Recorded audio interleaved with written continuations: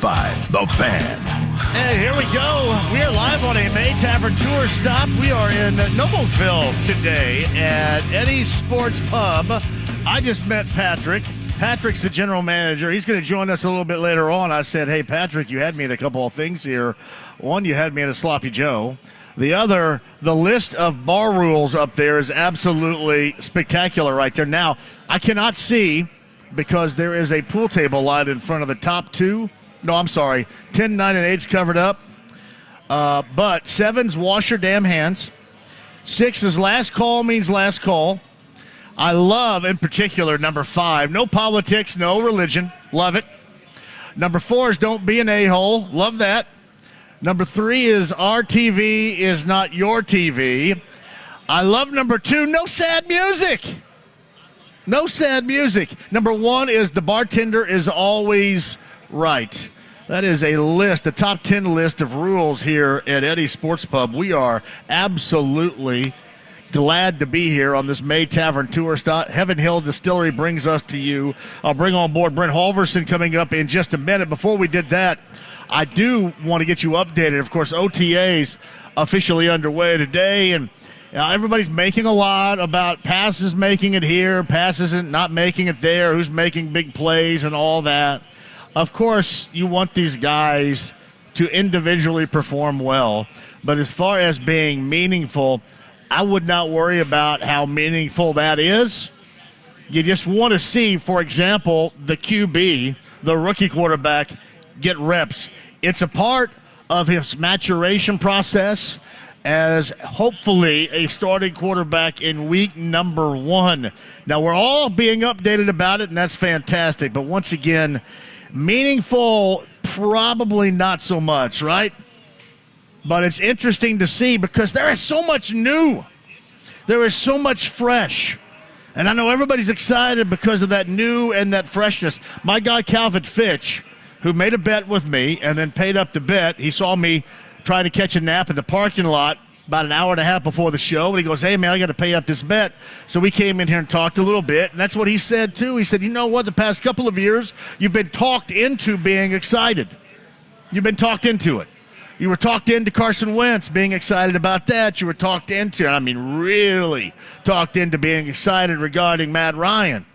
This is something that you really don't have to be talked into, because you saw the writing on the wall. You saw last year. You saw the circus that it was. You saw how miserable it was throughout the season. You didn't have to be talked into this.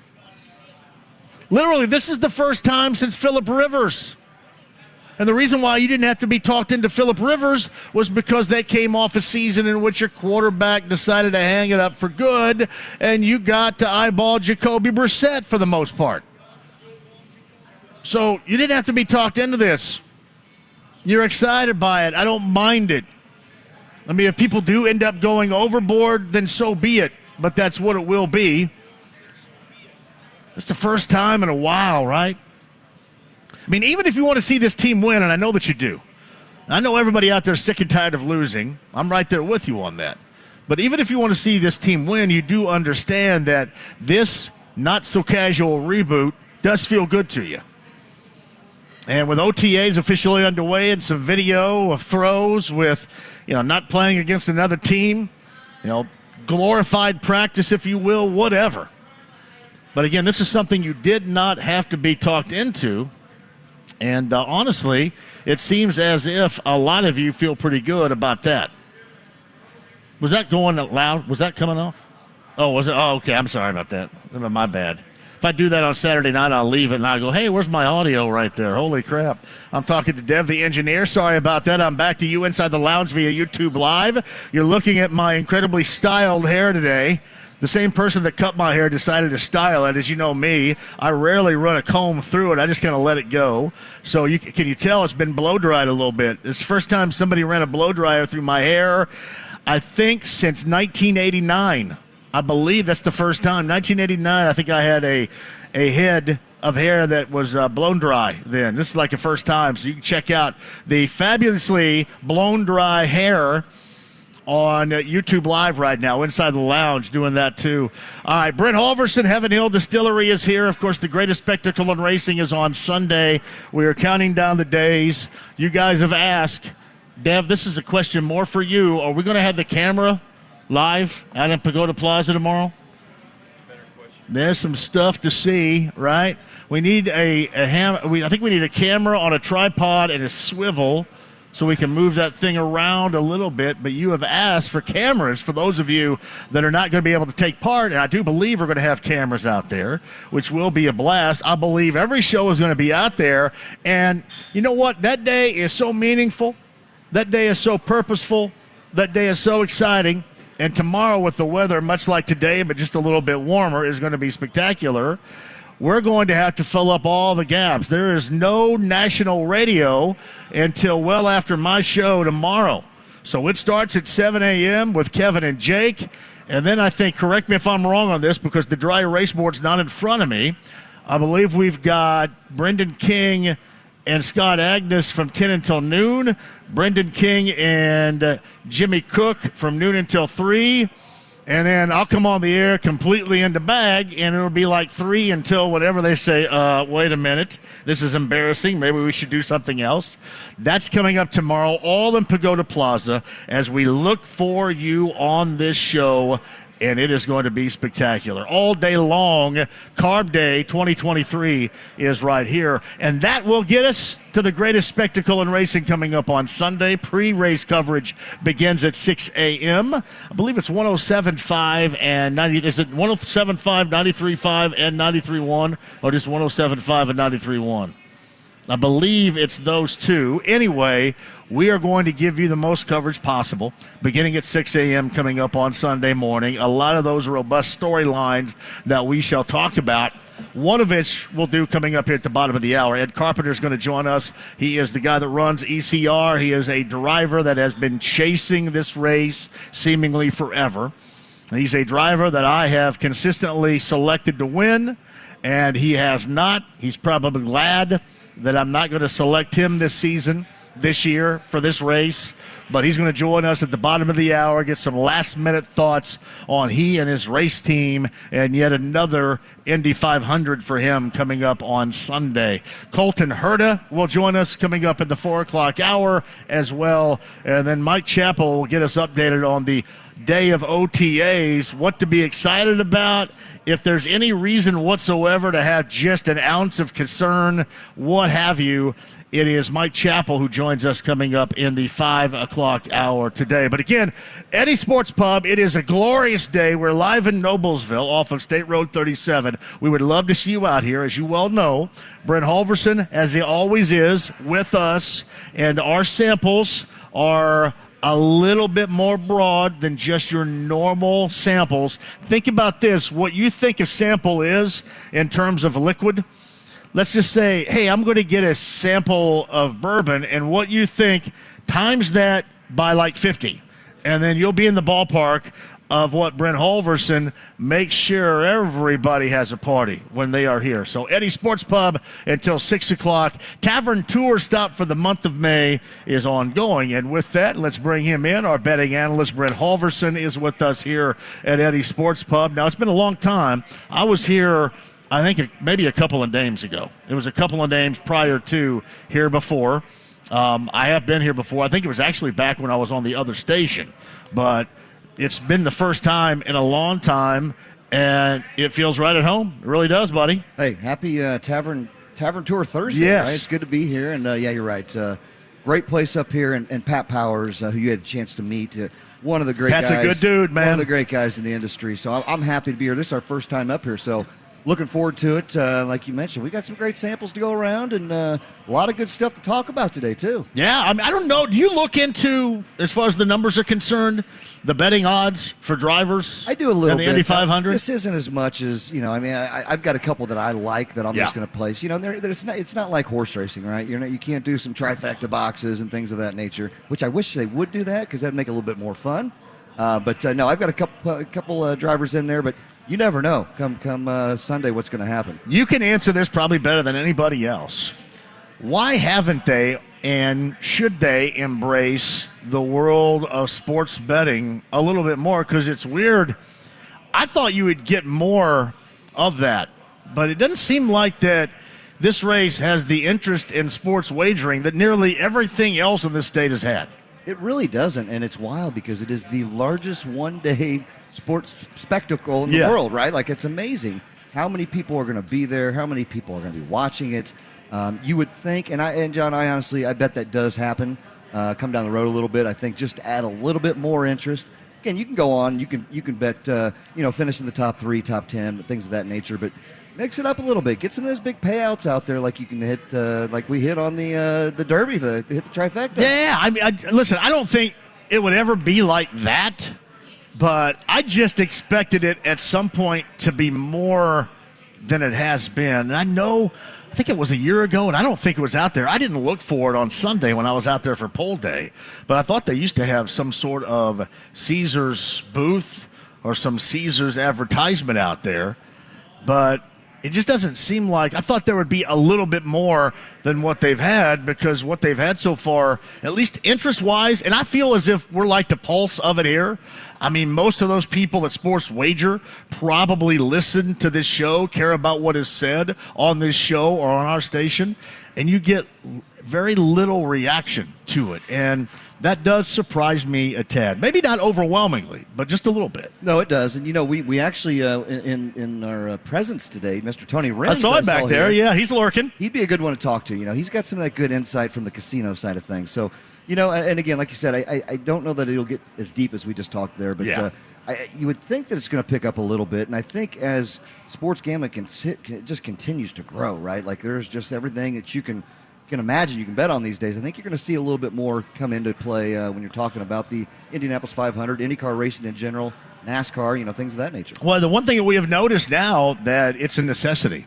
That revenue is a necessity across the board in sports now. It really is. And it has become a necessity for us in the world of radio advertising. You certainly notice it when it's there, and you notice it 2 times that when it's not.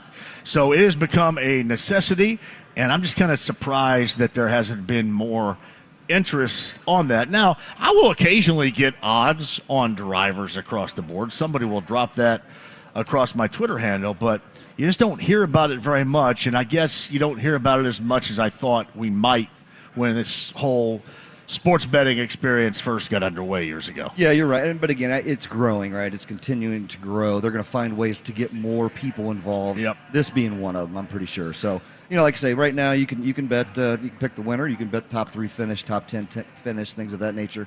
But think about football games, right? You can bet on everything. Yeah, you can bet on Super Bowl. What color Gatorade is going to be dumped on the coach? I'm surprised you can't bet on OTAs, to be honest with you. If there's some video documentation, some video evidence of what goes on, I'm surprised that some degenerates out there don't end up betting on like OTAs or practice or something. That's how in depth it goes. That's where it's going. That's right. Yeah. I did see something I don't know, a month or so ago.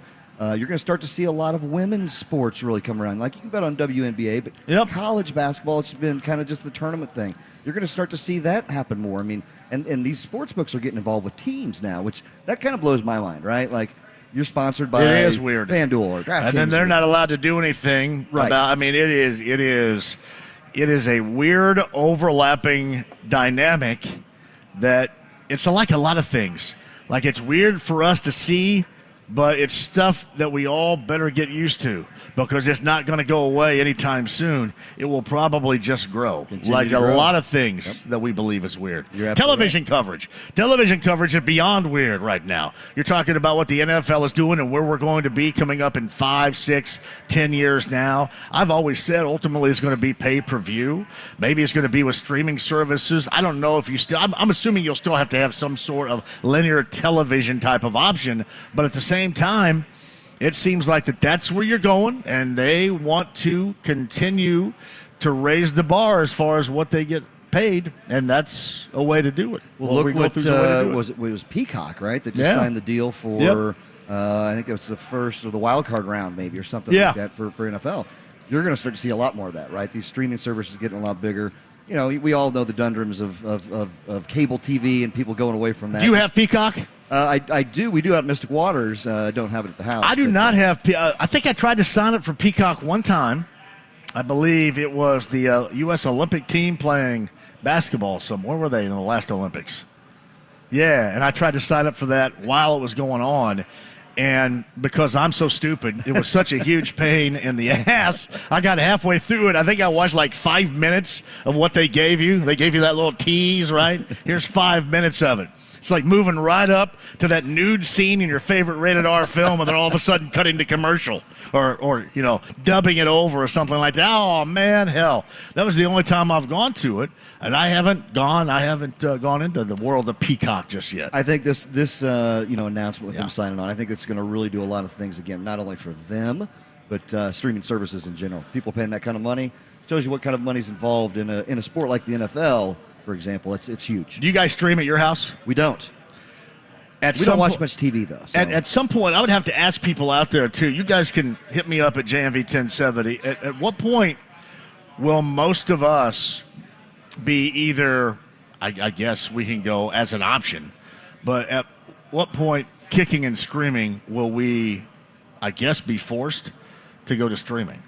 It just kind of seems like that. It is all becoming more of a wider scope of at some point you're going to have to go to that. Like right now, I've said this before, Laney has a Roku stick in her room. So I go in her room and watch Pluto TV, and I can watch on a loop old Andy Griffith episodes, old Family Ties episodes, old Beverly Hillbillies episodes. So, I mean, when the Beverly Hillbillies episode where Jethro, they were trying to make him into a pitcher for the Dodgers with Leo DeRocher, Mr. DeRocher is one of the greatest all-time meshed together television shows and sports. I mean, it was awesome. And Jethro had to throw with possum fat on his hands. He could only throw with possum fat. And they obviously you can't dip your hand in possum fat to throw a baseball, so he couldn't do it. But I watch that on a stream basis all the time, stuff like that. But I don't think about it in terms of my sports, and I think at some point we're all going to be looking at that. That's how they're going to get you, right? Yeah. That's how they're going to get you. When they start bringing in things, again, we don't watch a lot of TV. We don't have a lot of time. I watch a lot of sports, so that's really how I watch. So if they make that move because of sports, you know what? Yeah, I'm going to be right there with you. I can't tell you the last time I saw the episode of Beverly Hillbillies by chance. Mr. DeRocher? Probably 40 years ago, John. Yeah, but I'm going to dip my hand in some possum fat. Oh, that's classic. He threw it like 112 miles an hour, and it had like curly Q cuts, and I mean, nobody could hit it. So Leo DeRocher was a part of it. I'm going to have to pull that up and check it out. Oh, you got to check. You do. You can do that on YouTube right now. It is most excellent. They're out there playing golf, and the golf scene, as they're just kind of having fun, they're out there playing golf, is classic right there. It really is. Great. I love it. It's Brent Holverson with us. He's our betting analyst. Maybe look up, let us know some of your odds on this race. What do you think? Because most people believe Alex Palou is the odds-on favorite to win from the pole. Last time we saw a pole winner win the race was 2019, Simon Pagenaud. Simon Pagenaud was on the show yesterday, and he was calling his shot. I know that a lot of you were listening, and you said, I think you're making too much out of this. It's not so much his bravado as it is he's kind of joking with you. I don't think it was bravado, but I do think it's his belief. I do think that yesterday when Simon Pagenaud was on with us, he believes that his car can win and get him the second Indy 500 win of his career. I don't think he would have said that in the fashion in which he did without that belief. Now, was he cocky and come right out and say it? And as I mentioned, the bravado level, that wasn't there, but he certainly did call a shot. So Simon Pagenaud on the show yesterday, and if you missed it, 1075thefan.com. I have Takuma Sato winning number 3 coming up on Sunday, but Alex Palou from pole to win, the last time that was done in 2019, and Brent, I think most people out there think that Alex Palou is the odds-on favorite to win coming up on Sunday. And he is. That is, as far as the odds go, right? You're going to see him 5 or 6 to 1, followed by Ward. He's going to be second, 6, 7 to 1. And then my favorite, Scott Dixon. He's probably the third as far as the odds go. Yeah, I really like Scott Dixon a lot. then I'm going to bring up an old schooler, not an old schooler, but he's been around a little while. Will Power. He's my kind of like little dark horse to come in, and he's got some good odds at 18-1. So, and then you got Tony Kanaan's story, right? Like there's going to be some love there. It's probably going to be the swan song. And how can you tell the good odds? Eyeballing those right now, how can you tell what you think is favorable to you? Is it just your opinion, or do you look at the odds and say, well, this guy's talent outweighs that number that he's been connected with right now? John, for IndyCar, it's really just kind of what I'm kind of seeing more on a personal level, right? I don't dive into it much at all. Yeah. This will just be kind of toy with it, have some fun with it, have a little action on there, and what's not, you got to have a little action, have a little fun, make a little bit of money. But let me tell you this about action, though. That's the other thing we've all noticed. Action will make you pay more attention to stuff that you never thought you would pay attention to. Absolutely. And deeply rooted into it, like educate yourself in it, and things you never would have thought you would. And take baseball, for example, I'll bet a lot against the Oakland A's because they've lost 40 games out of 50. But if they're playing a subpar team, I'm going to keep my eye on that because I got a little money on it, right? So that's why, and it makes it a little bit more exciting. NFL is a great example. You got a big set of games during the 1 o'clock games, and you got the late games. There's just action to have action, right? So a Cleveland Brown game versus the the Saints or something. You're going to put some money on that, have a little fun with it. Keep your eye on it. It's going to keep you tuned. So that's why I enjoy it. All right, tell me all about what we got with Patrick here and Eddy Sports Pub in Noblesville on a Tavern Tour Stop Thursday. Eddy Sports Pub. We'll get Pat to come up, tell us a little bit about some history of the place. But big Heaven Hill account here, John. They've got all the goods back there from all the Evan Williams lineup. One of the top Evan Williams fire accounts in the state. They've got Elijah Craig, Larceny, you name it. They've got it back here. Come on out and let me get you some samples. How about that? What's your favorite song with fire in it? Favorite song with fire in it? Fire on the Mountain by the Grateful Dead. Oh, my goodness. I wondered. How about Fire by the Ohio Players? How about Fire by the Pointer Sisters? How about Heaven's on Fire by Kiss? Just starting right there. No? Decent. You're still going, How about Johnny Cash, a little Ring of Fire? Ring of Fire will work right there. Your favorite fire song of all time with Evan Williams, Fire. All right, Brent Holverson rejoins. Ed Carpenter is going to join us coming up at the bottom of the hour. Colton Herta is going to be here in the 4 o'clock hour. Mike Chappell with an update from OTAs as well. How good things look. And those like Michael Pittman Jr. that were not there today for OTAs. Mike Chappell coming up in the 5 o'clock hour. Spin the wheel while you're here. Tavern Tour Stop, month of May. Eddy Sports Pub. We are in Noblesville. The stream, the app, inside the lounge via YouTube Live. Thank you very much for watching. 93.5 and 107.5 The Fan. Hey, Indy. Tim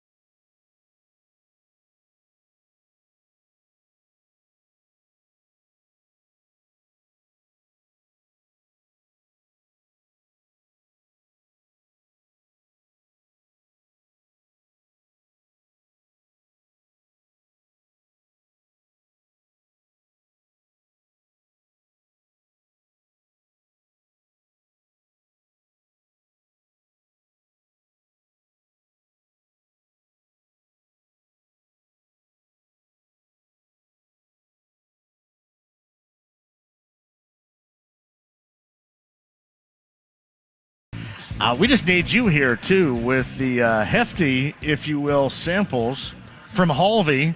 Steve Simonson says, damn right, Holvey, fire on the mountain. I can't get anything past you guys, you deadheads right there, man.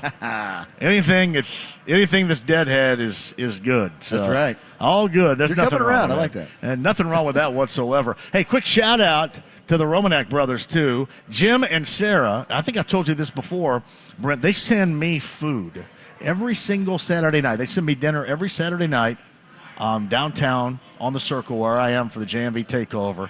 You could not find better folks than that, too. You were hanging out with them, were you? I had the pleasure today, had some lunch with Jim and Mike both. And again, we were just kind of catching up and talking, and you don't find any better guys than that. But what Jim and Sarah are doing every Saturday night, that's outstanding, man. That is great. That's been for a while now. Every Saturday right? night. That's wonderful, man. I'm trying to think when that started. I know they've been doing this for 2+ years. It may have been since I started. And see, I first started, I would stagger, and it wasn't every weekend. It was just, okay, can I do it? And it was before I knew how to work the equipment. And can back then Chris come in with me? But now it's every single Saturday night, and every single Saturday night, there it is. That's awesome, man. Yeah. That's great. And again, great people. They are. And these guys, they rock. And we were just talking about in this industry, right?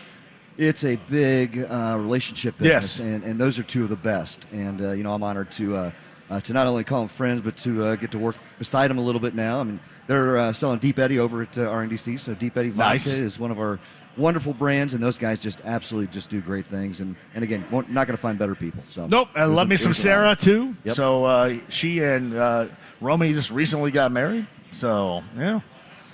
I believe, right? You're looking at me like you didn't know that. I didn't know that. I hope I'm not speaking out of school. You're looking at me like you didn't. I believe, yes, they did. I think they came on the show and, right. Well, I'll do some research. Congrats, guys. Roman, if you're out there, man, I didn't know. You looked at me like, well, wait a minute. It's like when I was telling you this story off the air, and I didn't want to say it. I'll say it sometime on the air. I just want to make sure I verify it before I say it on the air. That was the face of somebody that looked like I should have verified this off the air. Well, again, if it may very well could have. I just didn't know. But, I got a text coming in hot right now. Oh, here it comes. See? Oh. Yes. Yeah, they did I was for right. 17 years. Yes. Wow. Well, congrats, Romy. I didn't know, man. Romy and Sarah. Yeah. That's awesome. Love Sarah. Oh, she's great. They're Back great to that in just a second on the Andy Moore Automotive Group hotline. He's a massive, massive fan of the show, as we are a massive fan of his. He is the head of ECR. That's Ed Carpenter Racing. Ed Carpenter joins us now. All right. You sound like you're in the wind. Where are we today? I'm out of the track still. Do I need to go get out of the wind, or is this acceptable? Nah, you're cool. You're out on the You're out on the track right now? Well, I'm in the garage area. Oh. Well, what are you doing? Just finished. Today was what they call media day, so lots of pictures, lots of interviews with radio people that are here from all over the place, and they make us sign a bunch of stuff. So yeah, just getting finished up with that. You're my last thing of the calendar today, so what a great way to end the day. Ed Carpenter's with us. This is old hat to you, right? And this I know a lot of things have changed dynamically regarding this race, but it kind of seems like everything leading up to was stuff like you're doing today that hasn't really changed very much. Is that true? No, I mean, yeah, really. Over the course of my 20 years, there's been like some tweaks, but for the most part, the cadence of the month is mostly the same. So it's nice. I'm a routine person in general. I know you can appreciate that. So I can. It's kind of nice just because the build up through the week, I don't mind all the things we have to do because it's just the way it's always been, and it's part of the preparation. That's Ed Carpenter is with us. All right, so Pagano was on with me yesterday and called a shot.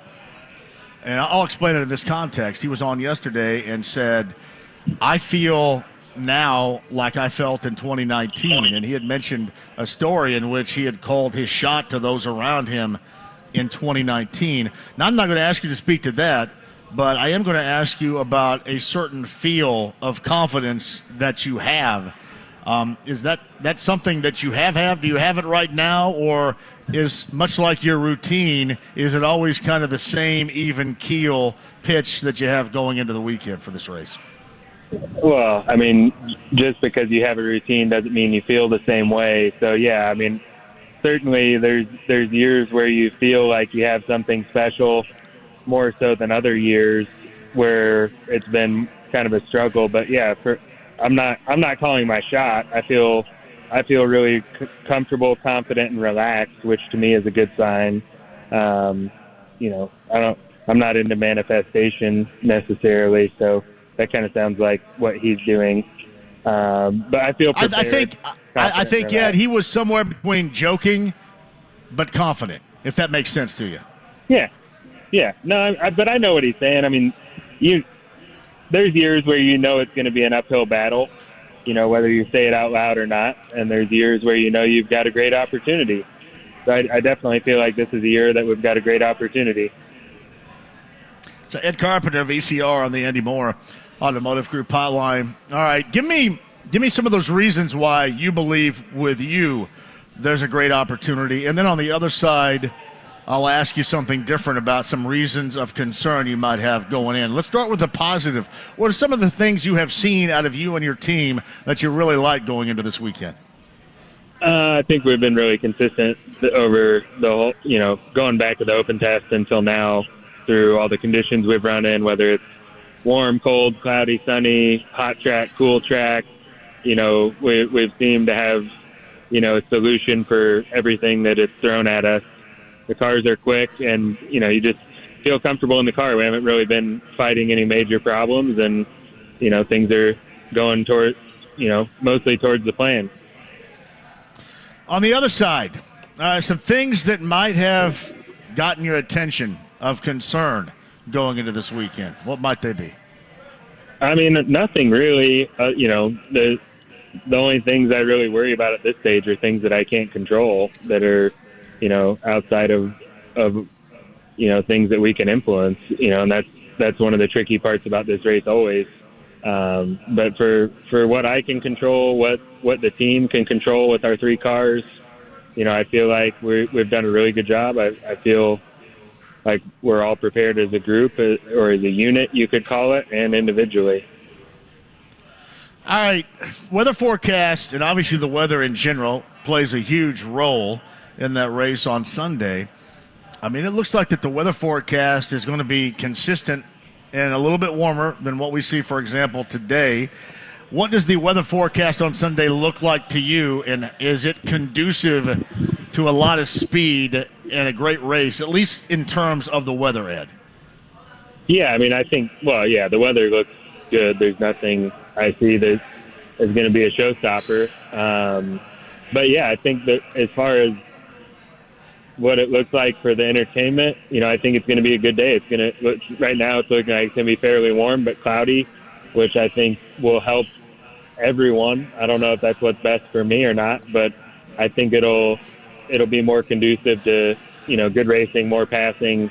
Anytime that it's sunny and the track temp gets hot, it gets more difficult for us and for the cars and tires to be at their best performance. So, it'll make things more interesting, I think.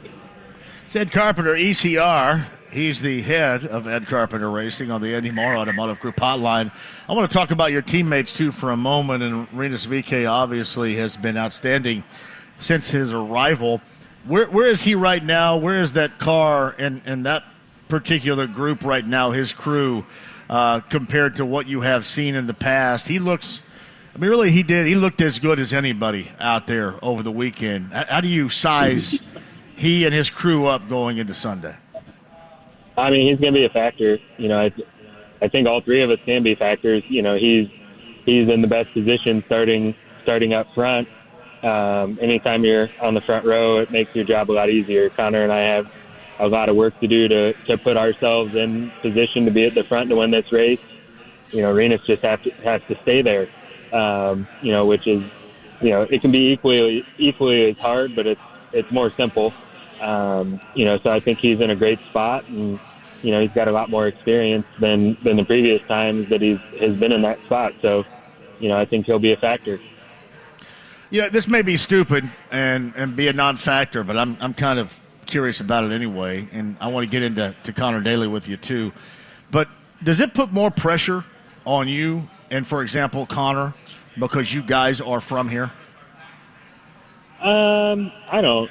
I mean, you'd have to ask him that. I don't think it does. I mean, I feel a lot of support, a lot of love, and a lot of motivation. So I think I get energy from that more so feeling pressure from that because, you know, I've been through a lot of good times and bad times around here, and I've never felt anything but support. So, you know, to me, it's all good. I didn't know if you felt like, you know, I'm from here, and I need to, you know, kind of, for lack of a better description, defend the flag, if you will.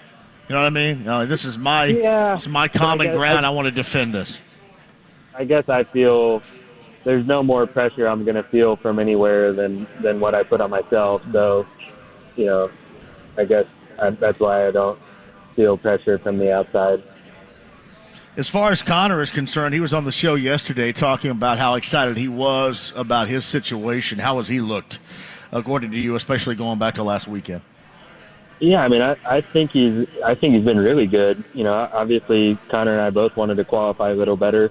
He was probably more frustrated than I was after qualifying, and you know, I was like, look, we've got great cars. Like qualifying, you know, maybe we didn't qualify as well as Renus, but you know, I think all of our cars have been really strong the whole time we've been here, and you know, I think there's been days where each of us had better days than the other, but on a whole, we've all been really strong and really happy, and that's the most important thing. You know, Connor started kind of in this area the past couple of years and has led laps both years, so you know, he knows that he can get up there. He's done it before. The team's done it before. So, you know, I don't see any reason why Renus, Connor, myself, you know, I think we should all have a ton of confidence based on the work that the team and us individually put into it. All right, you got time to go watch a little bit of Bryan Adams set with me tomorrow? I don't know. I gotta ask Bree. She tells me where I'm going, but I'll do my best to stop by and see you act a fool. Because I'm going to try to get out over there. You know, I normally go until 6. I'm going to try to get out over there by 5:30, 5:45. I've never seen Bryan Adams, and as far as Carb Day Entertainment's concerned, this is where, I mean, I've never seen him. I want to add that to my resume. I'm really excited about that tomorrow. So, if you get time, I'd love to get you out there. I heard the show when you had him on, so I know you're excited for it. And it made me more excited for him to be here too, to be honest. Like, that was a good interview. Is he somebody you would have listened to, or is he a little bit generationally, did you kind of miss out on that a little bit? Now, again, he had songs of the 90s, but to me, it was the better songs of the 80s that I pay attention to. What about you? Yeah, I mean, I've heard his hits. You know, I wouldn't say he was someone that I just like seek out to listen to, but you know, he's obviously got enough songs that just culturally, you know. But yeah, I mean, it's always a fun day. So I'm always excited to get done, kind of see it start to get crazy, and then duck out before it gets too wild. Well, we can walk over. I think they're having a block party over in Speedway. We can do that on Main Street. You up for that? So you're doing all this tomorrow? I might, yeah. Now, again, I'm a big talker. I may end up just going home. Well, let me know where you end up if I don't see you over in the plaza. Yeah, I'll let you know. I'll let you know either Bryan Adams or we'll go over. Like our friend Clayton Anderson is playing over on Main Street for the block party tomorrow evening, and I thought I'd run over there and check him out for a couple of minutes. And if you want to go, I'll hit you up and see if you got time. That'll for sure be a good time because I've never not had a good time with Clayton. No, there's no doubt about that. He'll show you a good time. Now, he may bring us up on stage to sing Friends in Low Places if you don't mind. So that may happen. Yeah. No, I've been there. All right, buddy. Man, go get it coming up on Sunday. And, keep in touch. Let me know about tomorrow, and we'll see if we can't get together and go check out a couple of different things tomorrow out there. Sounds good. Thanks for having me on. You got it. Ed Carpenter, ECR, and the Andy Moore Automotive Group hotline. That is a fantastic dude right there, everybody, and I think you're well aware of that. So, well aware of that. Good dude. It's funny, they asked for my predictions a little bit earlier. Nick downstairs in digital did. And I said, my heart is always with Ed. I love the way that Pagenaud called this shot yesterday, but my brain, which, I don't know how much confidence I should have in that, my brain says Takuma Sato. So I went with Takuma Sato. Quick break, we'll come back. Tavern Tour Stop is in Noblesville today. I see a lot of familiar faces. Colton Herta coming up at the top of the hour. You got to stop by here, spin the wheel. We've got major samples for you from Heaven Hill Distillery.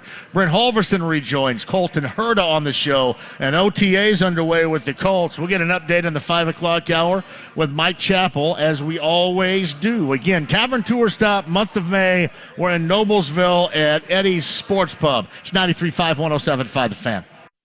Get a new tub and shower, new style and colors from Bath on Us. Make your home like new with a whole new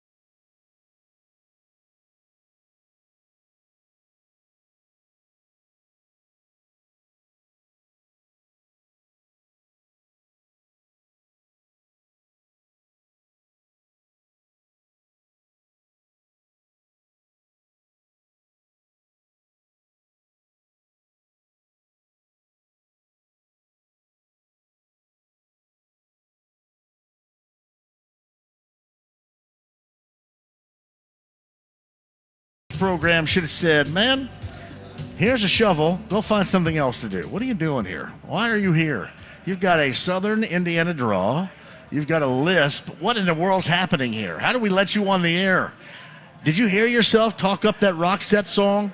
JMV 88 right there. Brent Holverson is here with me right now. I'm JMV. Thank you for joining us inside the lounge via YouTube Live. I see you guys lurking in there. I do have to question why you guys aren't here. But that's cool. I do see you. Thank you very much for joining us inside the lounge via YouTube Live. I just pointed my massive finger. I wish my fingers were actually as big as the way that it looks right now via YouTube Live. If you want to get in there, the conversation is going on. Watch, listen, participate inside the lounge via YouTube Live. A lot of our friends are here right now. Jim McCann in Southern California made the appearance here. Awesome. Ross and Alicia are here. I see Jimmy is here. Matt is here.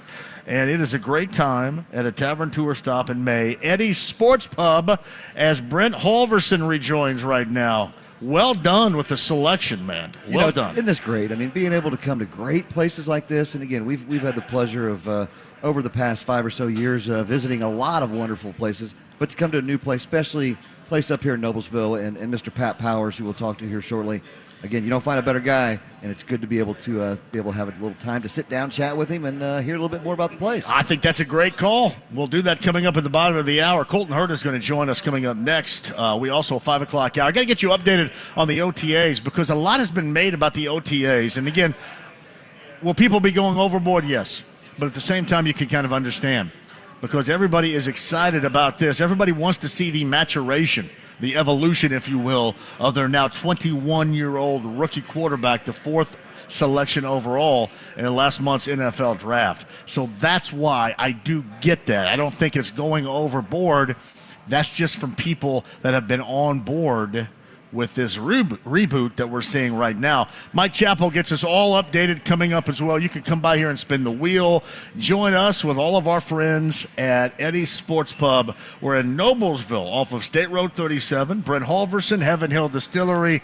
The samples are a-flowing. An hour 2 with Colton Herta and more coming up next.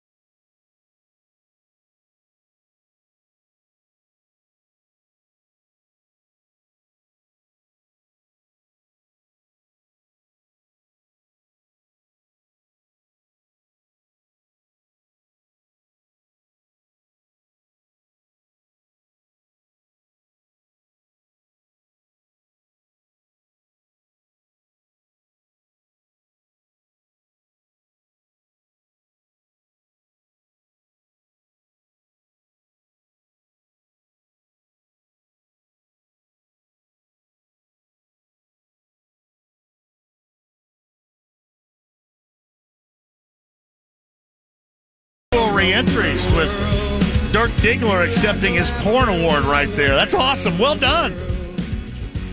Best male performer, 1977, Dirk Diggler.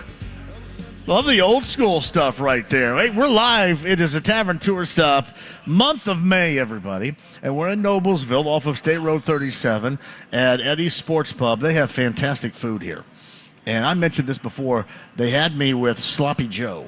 The Sloppy Joe on the menu. People say the Sloppy Joe is what you want. I'm a big-time fan of loose meat sandwiches here. So the Sloppy Joe was on the menu. They have hand-breaded tenderloins, hand-breaded chicken tenders. You know, I know my guy Calvin Fitch, who delivered on a bet a little bit earlier, and I had a beer with before we started the show. Calvin Fitch, great listener, who is out of Kokomo as well, told us all about the wings here. So it is fantastic to be at Eddy Sports Grill. I just want to see you up here. Whenever you get that opportunity, get off work or whatever, join us for this Tavern Tour Stop at Eddy Sports Grill, and you will thank me later. I'm thinking about going ahead and just getting dinner for the entire crew up here later on tonight. Eddy Sports Grill. That's State Road 37. We are in Noblesville. All right, Ed Carpenter just joined us. If you missed that conversation, that is 1075thefan.com. Doug Wiggins in the house right now, too. I'd mentioned this to Ed, and this is not a part of what we're doing, but I just know because last week Clayton Anderson told me all about it when I saw him down in Franklin, that there is a block party going on in Speedway, I think, after Carb Day coming up tomorrow. And I'm going to slide over there and see a little bit of Clayton Anderson coming up tomorrow. I'm going to see if we can't get Ed to go over there with us for a little bit tomorrow as well. But it's always very good, very enlightening. And I don't think I'd ever asked the question, because I know I didn't yesterday of Connor Daly. I don't think I've ever asked the question of Ed about being from here, right? I mean, being from around here, growing up around here, if that puts any more pressure on you for this event. And, you know, I probably was the wrong way to phrase it when I said, do you feel like you're kind of defending, you know, the flag? And there's no flag to defend. I just was paraphrasing what I felt was, all right, it's almost like it's your home turf. All right, you feel like this is your home race. It's a race for everybody. But you feel like it's your home race. Do you feel like you're defending that? And it was an interesting answer that Ed gave a little bit earlier. Also, it was really interesting when talking about somebody in terms of Simon Pagenaud, a former winner, was on the show yesterday. Of course, he won back in 2019. He went from the pole to the win and said he had called his shot before the race in 2019. He called his shot to people around him, and he had never shared that story on the air until yesterday, but had shared that story with his friends and, friends in the paddock and other drivers and such. And he had said he feels the same way right now. And I asked him, so are you calling your shot? And he said, now it was lighthearted. So it was somewhere between, yeah, you know what? I have a great deal of belief in this car, my team, and its talent, and the fact that I've won this before, and then also being lighthearted. So it was somewhere between that. But he did call his shot yesterday. And, yeah, that's easier said than done. And the reason why I brought that up is because the odds-on favorite is Alex Palou, who was working from the pole. And, of course, Simon Pagenaud did that back in 2019 with that particular win. If you missed Ed a little bit earlier, Simon Pagenaud from yesterday, that podcast is up there, 1075thefan.com. I mentioned to Ed, too, you got Brian Adams, Soul Asylum coming up tomorrow. That is the Carb Day Entertainment. And I don't know this for sure, and I would have to look it up. I don't think Brian Adams will have a show until he plays here tomorrow.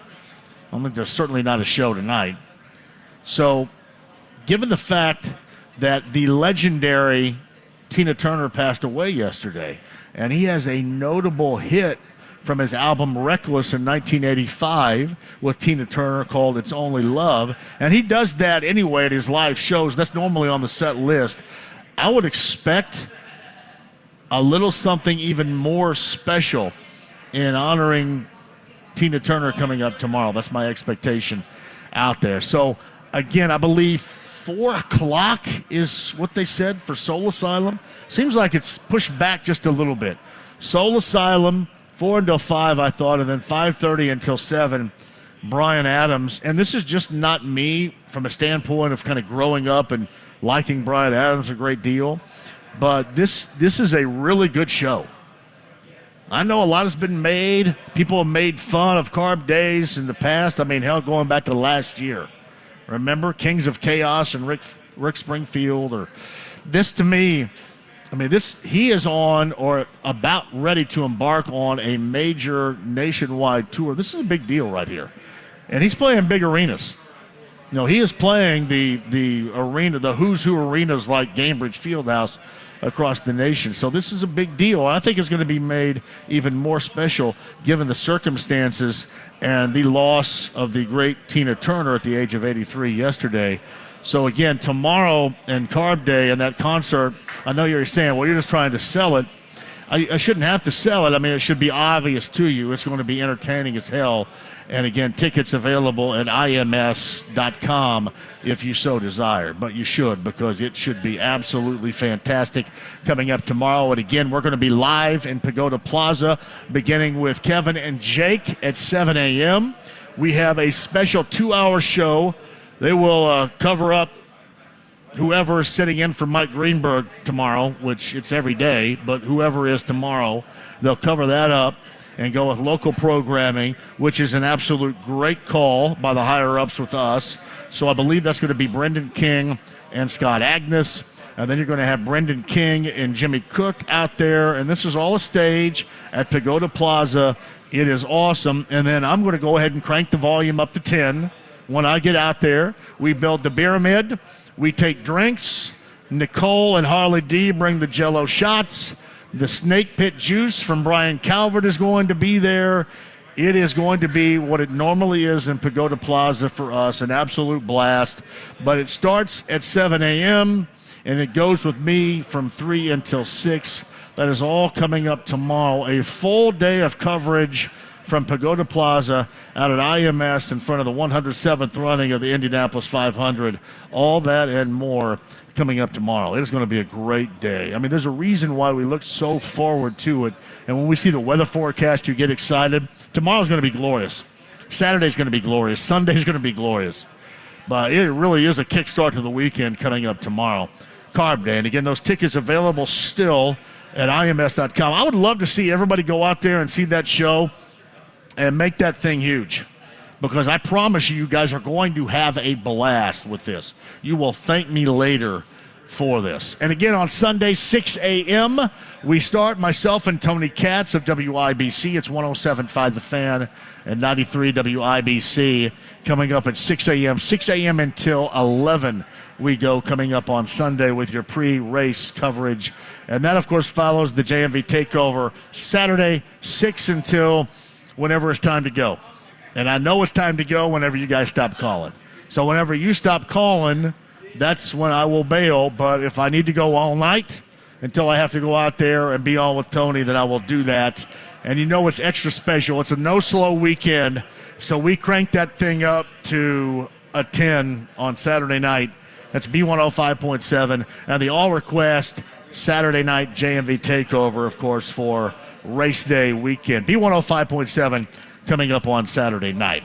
Colts to the OTAs. We'll get to that, too. The hits and the misses that we saw earlier today. The vantage point of Mike Chappell coming up in the 5 o'clock hour. And, you know, really the interest level in this that we haven't seen in a long time. And as I mentioned at the outset of the show, you had to be sold a year ago on Matt Ryan. You know how that turned out. You had to be sold a year prior to that on Carson Wentz. We know how that turned out. This is really the first time that you haven't had to be sold. It seemed like everybody has, for the most part, been on board with them rebooting, going with a young quarterback, and you were all in about wanting to know every single throw, every single decision that he makes. We'll get to that. Michael Pittman Jr.'s wife was in labor, so Michael Pittman Jr., the wide receiver, he did not practice today. We'll talk to Mike about that. And the other question is something I brought up the other day about whether or not you got two big questions in extensions. You get Jonathan Taylor and you get Michael Pittman Jr. Who is most important? Who is an absolute? Now, again, I think they're both going to be extended, but let's just say, for example, you can only do one. You can only extend one. Who would that be? Now, unfortunately, I kind of view it this way. I kind of view it as what Chris Ballard likes, so then you would know that it would be Jonathan Taylor. But you also have to factor in that the young quarterback needs as many weapons as possible. So everybody that gets caught up and locked up into, well, he's not a number one, he's a number two, squash that for a moment and then think about how much this 21-year-old rookie quarterback is going to need receivers in the future to develop. How much he's going to need it all. I don't even think they're prepared for it right now, but how much they're going to need in it all when answering that question. Now, if you had to pick one, Jonathan Taylor, and obviously you don't, but if you did, Jonathan Taylor or Michael Pittman Jr.? Get your thoughts. Mike Chappell's, who was out at OTAs today, coming up in the 5 o'clock hour. You can spin the wheel. Have a great time here. Tavern Tour Stop is at Eddy Sports Pub. We're in Noblesville today. Meantime, on the Andy Moore Automotive Group hotline, very young driver, 23 years of age. We'll talk about a lot of other things he does away from the track in a moment, which includes being a drummer of an Indy punk band, which I think is really cool. But it's all about racing right now, and we'll bring on board somebody who's had a great deal of success at a very young age so far, and really a lot of things. Colton Herta joins us on the Andy Moore Automotive Group hotline. Hey, Colton, thanks for the time. How are you? Good. I'm doing well. How are you? A week leading up to the 107th running of the Indy 500. How has it been? I know that you're doing a lot of stuff today. It's Community Day out there, but how is the week leading up for you? How has it been in the past? How is it right now? It's busy, but it's a good thing. You know, obviously we have a lot of media obligations, but then obviously the most important bit is spend a lot of time trying to look over everything, as much data as we can to be best prepared. So, yeah, I'd say 50-50 mixture of both of those things. Is it good, Colton, to have something that will take you away momentarily from that data, from thoughts on the race, you know, everything you have to do once, you know, Sunday comes here? Is it good for those fleeting moments to take you away from that, or do you always want to remain focused on it? I think it's hard to not remain focused on it. You know, even talking now, I'm still kind of rambling in the back of my mind about thinking about the race and different strategies that we can take. How quickly do you forget about stuff? For example, you're in row 7, right? And I'm sure that there's a lot of work that you and your team want to do, you and your crew want to do. How quickly do you move on? I mean, it depends. It's easy to move on when you have a race. So it's easy to move on, right? If we have a bad Indy 500 here, you know, you have a race right after the next weekend. So it makes it easier.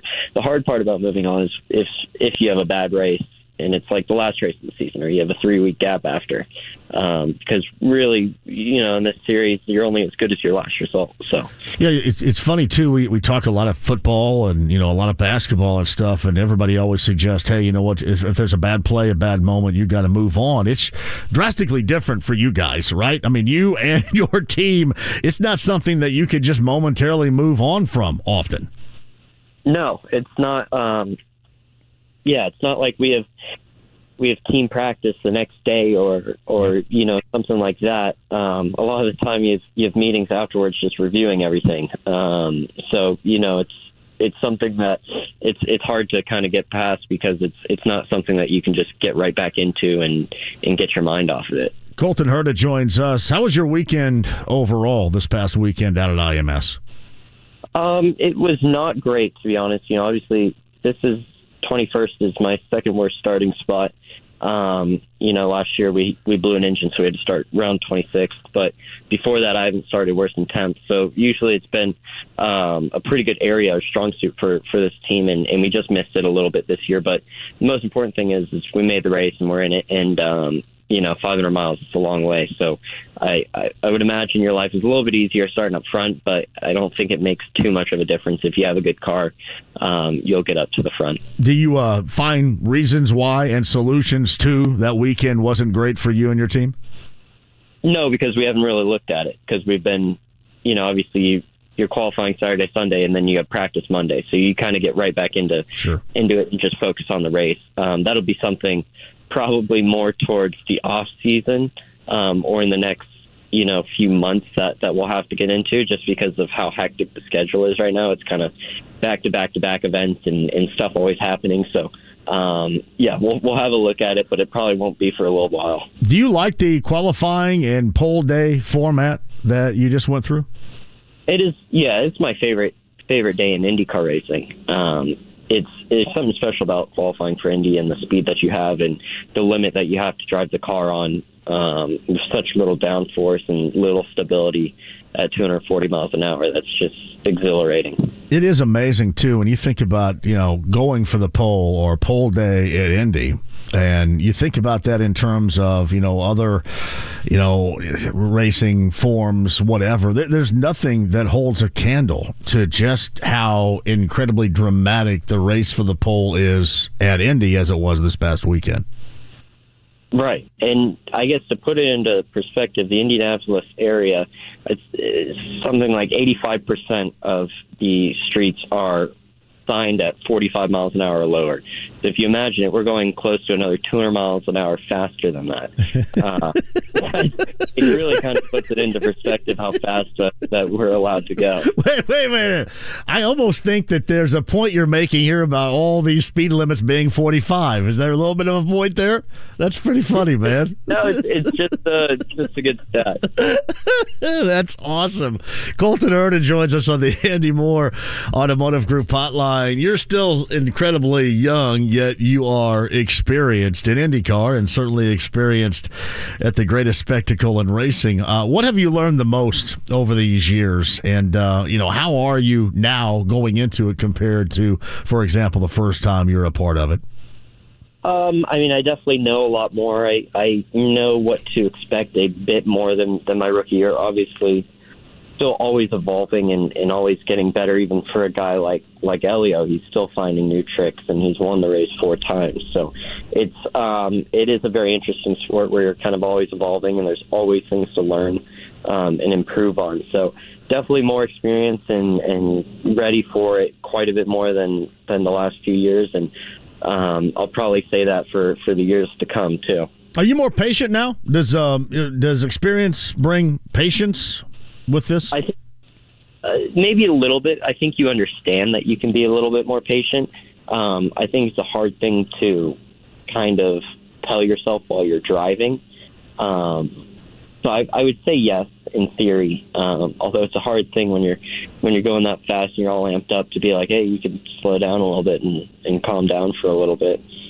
Yeah, I think, and that's something, especially out there, how important is experience at Indy compared to experience on any other course you're a part of? Well, it's a lot bigger than any other track because of how much time you spend on it. A normal weekend, it's a 2 or 3 day event. Most of the time, 3 days practice and qualifying Friday, then Saturday, and then the race on Sunday. Whereas here, obviously, the timeline has been cramped down to what it used to be, but we're still, hours and hours and hours of practice compared to the other places. You practice for basically 2 weeks. Yeah, and it's unbelievable, the preparation. And, man, it is just so much focus on, this 1 month in this case, or these 2 week periods in 1 year to make sure you're at your best. And Colton Herta of Andretti Autosports on the Andy Moore Automotive Group hotline. I know that you lean a lot and certainly have with your dad in mind to give you advice. As a current driver, who do you lean on the most? Who would be giving you the most advice that you're competing against out there coming up on Sunday? Who comes to mind? Competing against nobody, but luckily we have teammates that kind of help us out. I'm assuming you compete against them ultimately, so yeah. Right, yeah. So it's really, I guess the best guys is, probably Elio or Marco Andretti. They obviously have huge amounts of experience here. Many, many races. I think this is Marco's 18th, and I don't know about Elio. It's probably his 60th or 61st. he's been here for a long time. So no, it's great to have guys that have been here forever. Obviously, Elio, 4-time winner, 1 of 4. So it's he obviously knows a lot about this place and how to win here. You feel like you could drive anything? It's been said all the time, and for the most part around here, it's always been said about Tony Stewart. Colton, for example. Tony Stewart, he can drive anything. You feel like you can drive and win with anything if you were in any part of a race, anything at all? I think to a certain degree, yes.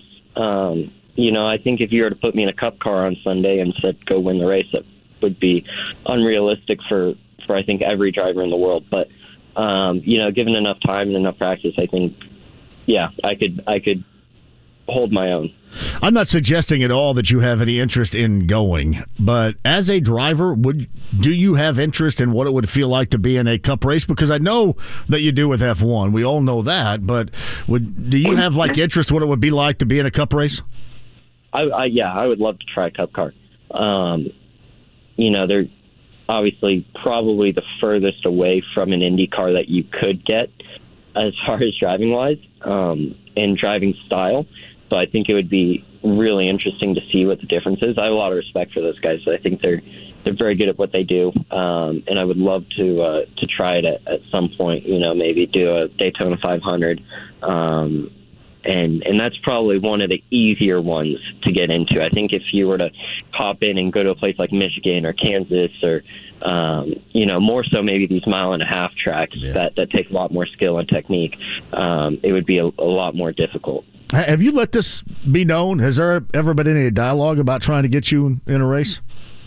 No, not really. I think it's a tough thing. I'll probably have to wait. Obviously, I run Honda engines and supported by them, which they don't run a fast car. So, I think Honda's usually pretty good about if there's a really good opportunity for us to do a one-off at some point. They would let us, but there are 2 big no-nos. You can't race in a Chevy because obviously we compete against them in IndyCar, and then I wouldn't be able to race in a Toyota because it's another Japanese car manufacturer. Yeah. Well, I mean, okay. At some point, do you think you will participate in a cup race? I would love to try. I would love to try one at some point. It's very interesting to me. I think if I were to do one, at least to start out with, I would like to try to do a super speedway or a road course. I think that would be the best way to get comfortable. Because I think if I went to a place like Martinsville or like I said before, like any of these 1.5-mile, Vegas, Kansas, I think it would be very, very steep learning curve just to do it on the first go. So I would love to do one at some point. So what happens first, Colton? You in a cup race or your band at Coachella? What happens first? I would imagine me in a cup race. What your band? Not your band can get to Coachella, right? You're still drumming for your band? I am, but it's slowed down because I moved away from LA, or spend a lot less time in LA now, which is where we are all based. So it takes. The racing is obviously the most important thing, and that takes a hold of pretty much 8 months out of the year for me. And in those 4 months, I get a little bit of time off to hang out and play some music. So that's on the back burner for the moment. But the Zibs, right? The Zibs, your indie punk rock band. So that is it. Originals or covers? And who, if you cover, who do you cover? We do not play covers. We only play originals. Well, hell, okay then. There's nothing wrong with that. If you were going to play a cover, who would it be? Like what bands do you go? Oh, wow, I like that. I like what they do. I would love. I really like the Arctic Monkeys. Okay. Or Strokes. They're both of them are fairly basic on drums, and they have a really good tone, and I really like their music.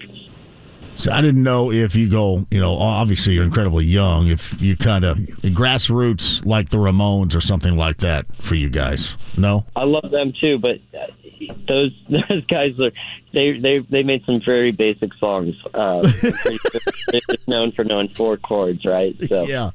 Maybe something a little bit more eccentric, but who knows? I love it. All right. Well, the Zibs, we're going to see you in a Cup car before we see the Zibs at Coachella. So there you go. We'll see. Hey, man, the best of luck coming up on Sunday in the race. You're always a pleasure to have on here, and we'll do it again very soon, Colton. I thank you. All right, I appreciate it. Have a good one. You too. Colton Herta right there, Andretti Autosport, road number 7 on the Andy Moore Automotive Group hotline. A little bit more background. The Zibs, that's a indie punk rock band of his in which he plays the drums. And it sounds like that he is incredibly interested in ending up at some point in a Cup race. We shall see. Quick break, back with you. 93.5, 107.5 The Fan. Indianapolis, do you have old, ugly, or even damaged concrete? Not sure what to do about it, but you know you need to do something? Well, you need to call Galaxy Concrete Coatings. This product is out of this world, and it's right here in Indianapolis. And just in time to give your concrete floors a transflormation. Galaxy Concrete Coatings is 4 times stronger than epoxy. It's designed to not only work on your garage floor, but you can use it on driveways, walkways, around your pool or patio, commercial or residential. And it's UV resistant, which means it will not yellow. And even better, it can be ready to go in about 24 hours. Click on GalaxyConcreteCoatings.com or call 317-751-9070. Indy, you're ready for a transflormation. Call Galaxy Concrete Coatings today, 317-751-9070. Galaxy Concrete Coatings. They are out of this world.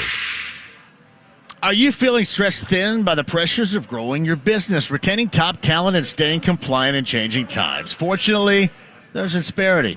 They put over 35 years of HR experience to work, offering your employees competitive benefit options while providing the HR support you need to thrive. So, with Insperity, nothing seems impossible. Scalable HR employee benefits, HR technology. Insperity, HR that makes a difference. AE Ammo is Greenwood's ammunition superstore. The largest variety in training, hunting, and self-defense ammo with the best prices locally guaranteed. Factory new 9mm FMJ ammo starting at $12 per 50-round box. Factory new 50-round boxes, $380 from $14.99 and $45 ACP from $18.99. And with the AE Ammo Customer Rewards Program, start earning points today towards money back to use on future purchases. Shop in-store or online at aeammo.com.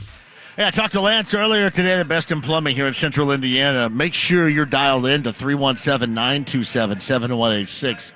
Lance, his local squad at LD Smith Plumbing, from a leaky faucet to a major plumbing malfunction. Always feel comfortable in knowing, having that peace of mind that you're covered. That's exactly what you get with the best in plumbing. Lance and his local team at LD Smith Plumbing. Write the number down now, 317-927-7186. Online, that's ldsmithplumbing.com. Hi, it's Bob from Royal Spa. Did you know you can experience the ultimate rejuvenation with our unique hot tubs made right here in Indianapolis? Royal Spa hot tubs are the only hot tubs compatible with Epsom salts. Imagine the tensions melting away as you step into the luxury of a Royal Spa hot tub. And now is a great time to invest in your rejuvenation. We built our inventory back up and now have new models, scratch and dents, and even demos ready for delivery. Experience the difference for yourself. Visit us online at royalspa.com. Ah, Royal Spa. The night before the Indy 500, the celebration of May continues with the Firestone Legends Day concert featuring Brad Paisley,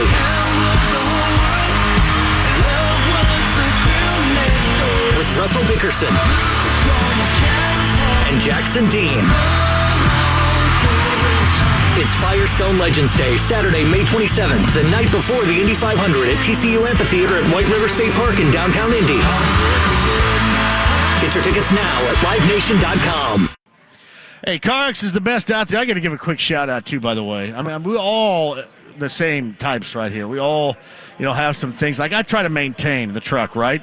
317K going right now. I want to get to 500,000 miles, and I take it to CarX, and I take it to Mike, and Mike is working on it right now to make sure that we maintain. There's nobody better to keep you spring and summer road ready than your 14 Central Indiana Joe Childers Run CarX locations, from brake pads to brakes, anything mechanically done, and the best deals on tires anywhere, it's at one place.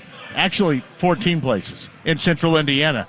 Joe Childers Run CarX locations for the one nearest you. It's online, CarX.com today. Hey, race fans, this is Tim Wicker from Electric Plus. When you're looking for an electrical contractor to take care of your next construction project, facility upgrade, or simple maintenance work, make sure you call Electric Plus to give you a professional and top quality project with the best team members in the industry. Just like race car drivers desire to be the best, the mission of Electric Plus is to be the best electrical contractor, period. Visit our website at electricplus.com to see how we can take care of your electrical needs. Hey, it's John here. If you want your real growing hair again, if you thought about it, you said, hey, you know what? I want the option of real growing hair with my friends at WeGrowHairIndy.com, do it. So many people have. They've all been satisfied. But, again, all you have to do is watch YouTube Live Inside the Lounge to see exactly what it has done for me. It's your real growing hair again. That is a significant option. And I want to remind you of this, too, that the overall technology of it gets better year after year. It's incredible. Real growing hair again at one place. 888-724-5129. WeGrowHairIndy.com today. It's time to show them who we are. Indy 11 soccer has never been bigger. Represent. Show them the passion that makes Indy, Indy, and what it means when you're in the stands of Carroll Stadium. The world is watching. Are you? Saturday at 7 versus rival Louisville FC is Racing Indy Night. The first 500 fans get a mini checkered flag courtesy of IBEW Local 481. Tickets and more at Indy11.com. Indy 11, the world's game, Indiana's team. The Ride with JMV. Ahoy, Ploy. 93.5 and 107.5. The Fan. All I do is win, win, win. So the Celtics win tonight in Game 5, right? Push this to a Game 6 on Saturday. So I'm doing this in terms of Shaquille O'Neal. So DJ Diesel is going to be out in the Snake Pit on Sunday. So DJ Diesel's got tonight in Boston on location. More than likely, with the Celtics win in Miami on Saturday night, and then a red-eye to Indy to be DJ Diesel, and then maybe back to Boston for a Game 7. Maybe. DJ Diesel, by the way, that's in the Snake Pit coming up on Sunday. DJ Diesel and that EDM, I think Cascade is one of the EDMers that might be in there. I'm not even going to ask Brent Holverson if he knows who that is, because I know he won't. Because Diesel, I've got because he uses electricity. DJ Diesel and Cascade and others inside the Snake Pit. Shout out to Colton Herta. Anybody else get the impression that Colton Herta really does want to run in a cup race? I mean, that's the thing that stood out, right? He basically said, hey, I want to run Daytona. I want to run in a cup race. He was fairly adamant about doing that. Colton Herta, if you missed it, the podcast, 1075thefan.com. Mike Chappell from OTAs coming up at the top of the hour again. It is meaningful because everybody wants to know how the quarterback is doing. Everybody wants to diagram, break down every pass, every decision. Just the way that it is. Mike Chappell joins us at 5 o'clock. We'll talk about that. But we're live here at Eddy Sports Pub, Noblesville, Tavern Tour Stop.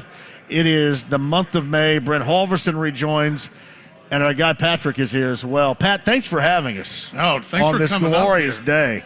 It is great to be back. I don't think I've done a show here since it was a different name. Well back. I think I was at a different station, and this place was a different name. Well, let's not make it that long. No, let's not. Let's absolutely do it. So let's talk a little bit about the place, too. It's a joint, tavern tour. We call them joints, too. Absolutely. Tell us about the joint. Yeah, we're a quintessential local pub. I mean, our regulars drive our business. We love them here. We have standard pub food, but we do it really, really well. Our breaded tenderloin, I would put that up against any other tenderloin in the city. bar none. Like you mentioned earlier today, the Sloppy Joe. I mentioned it all day yesterday, too. Huge favorite. I'm such a loose meat fan. Oh, it brings us back to our childhood, doesn't it? Really? It does. Now is it you put cheese on that too, or you can? There's a lot of people that put a little slice of American cheese right on the top there, melt it on there. But those are all made to it's not order. A manwich. We got fed a manwich back then. This is better than a manwich. Remember the manwich? Oh, 100%. I mean, my dad loved your mom made you a manwich, right? All the time. Oh, 100%. Oh, yeah. Manwich. Yeah. No, I mean, it's a little spicy, a little sweet. And that's a home game performance right there for me. 100%. I have to have a home game. You have nice bathrooms, by the way. I think I could probably almost do a road game here. It's pretty close. I tell you what, as somebody that runs a bar, that's something that I worry about all the time. Do you really worry about that? I mean, really, I think I should be the foremost authority of that. So if you ever need any advice, because I'm the most, no pun intended, anal of anybody when it comes to that. Then, yes. You know what? Then I really appreciate what just said. Yeah, I think I almost could play a road game here, Brent. Super nice, man. And Brent knows by being with me, absolutely. that's not a lot of places. Well, thank you very much, really. Right. Go ahead. No, I mean, and Pat, it's an awesome pleasure to be up here, man. And you and I have had a pleasure of knowing each other for many years. And very long time. Go back, it's great to see. And I'll, I'm going to toot your horn here a little bit.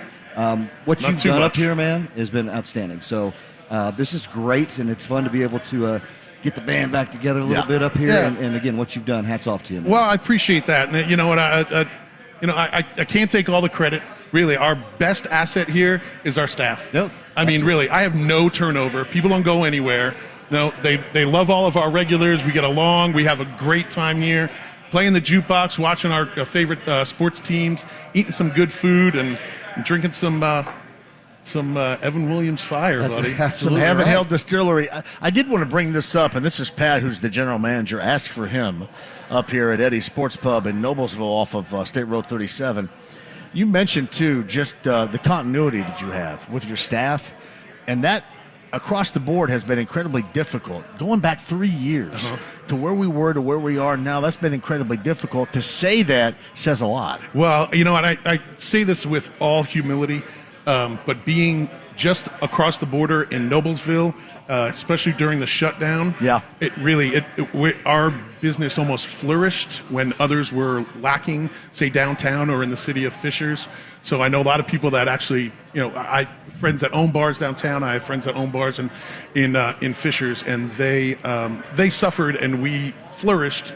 And that's a credit to our staff. I mean, really, they come out and they have fun and they do the job, man. That's what it's all about, the people, right? I mean, really. You got great people behind you. They're going to do great things, and you're going to create that environment. And again, hats off to you, because when you don't have turnover, that creates that consistency, and that's what you've been able to put together here. Yeah, I mean, no matter, you can have a great beer list, you can have great food, but if you don't have the staff to back it up, I mean, really, you'd just be any other place. So the staff is really what makes or breaks a great, especially a local bar. But when you're able to keep them through that, when so many others, I don't know what the percentage is, but to me, because we go around everywhere and everybody's had changeover, to have it solidified like that, it's not common. Well, certainly, the environment here has to be great for people to want to be with you and build this thing. So that's pretty special. I'll toot the horn of the staff here, because when we shut down, none of us had jobs. But what we did is we all came in, a volunteer basis, tore this whole place down, repainted everything, repurposed all of the the decor on the walls. We and just scrubbed this place clean. And it was we utilized that time off, but we did it because we knew that we wanted to be better on the back end of that. And it was really it's a testament to the staff that's here. It's awesome. All right, so it's Pat here. He's the general manager of Eddy Sports Pub. It's a tavern tour stop the month of May. Heaven Hill Distillery. Brent Holverson also with us. So what do you guys do for a weekend, for example?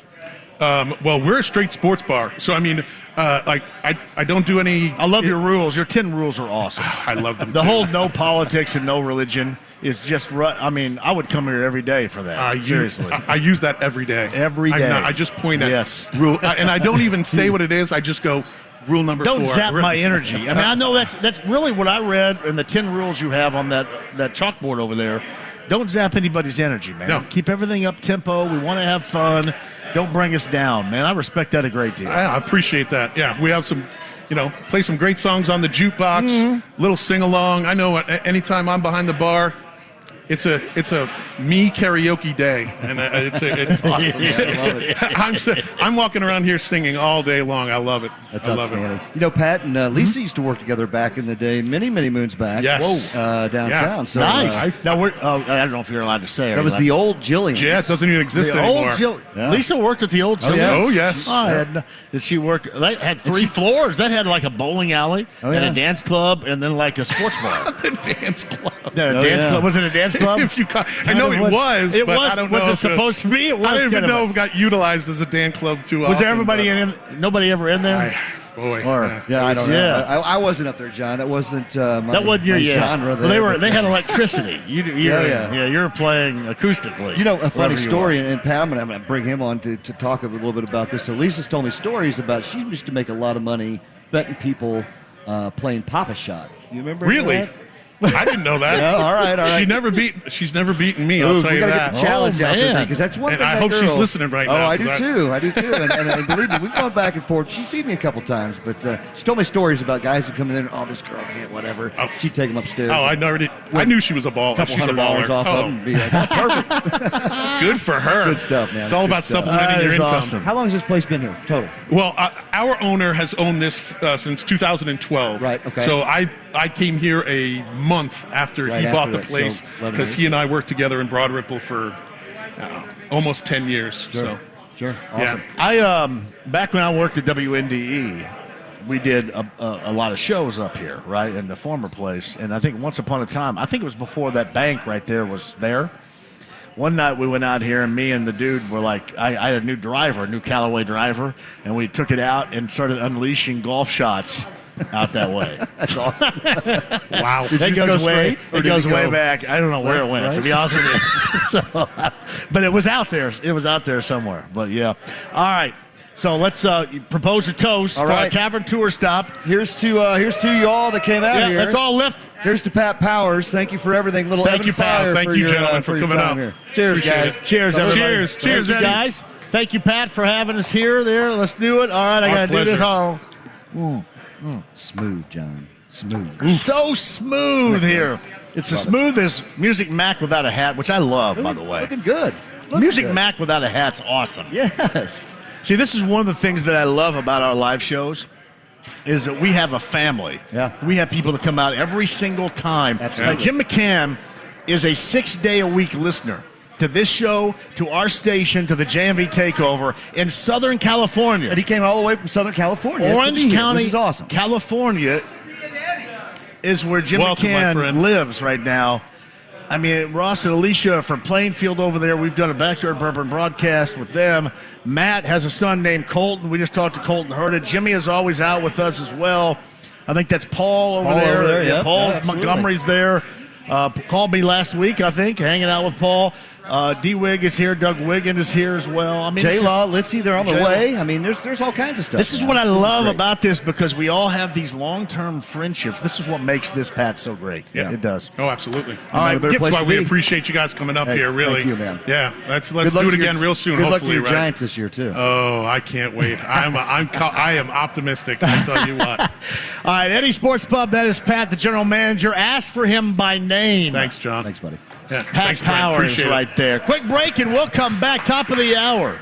Mike Chappell's going to join us, man. I love these. Our tavern tour stop, Eddy Sports Pub. We're in Noblesville, State Road 37. Back with you next.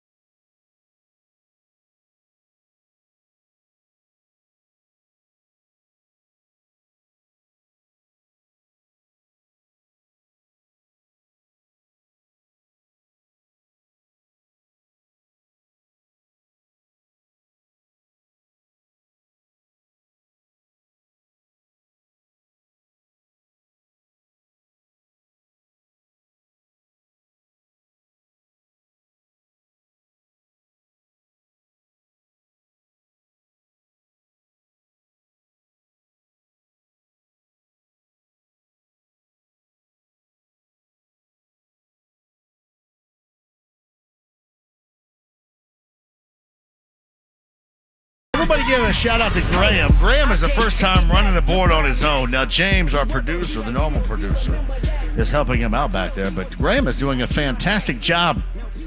When Graham gives me time checks, and let me tell you this, one of the most difficult things to do within the fan, within our building, and I'm talking about Hank FM, B1057, WIBC, one of the most difficult jobs to have is to keep me on time. It's one of the most difficult jobs because I am always all over the place, always talking, whatever. But to keep me on time is pretty special, and Graham is doing a great job. James is doing a great job. Thank you very much. Jake Query, I think, is going to check in here in a little bit and give, obviously, Jake with IMS Radio Network, got a big-time weekend coming up for them. There is rarely anything better than what the IMS network brings to you. Every Indy 500. And I know we talk about this all the time, and I know that you think, well, you're just talking about guys that, you're promoting because it's on your station.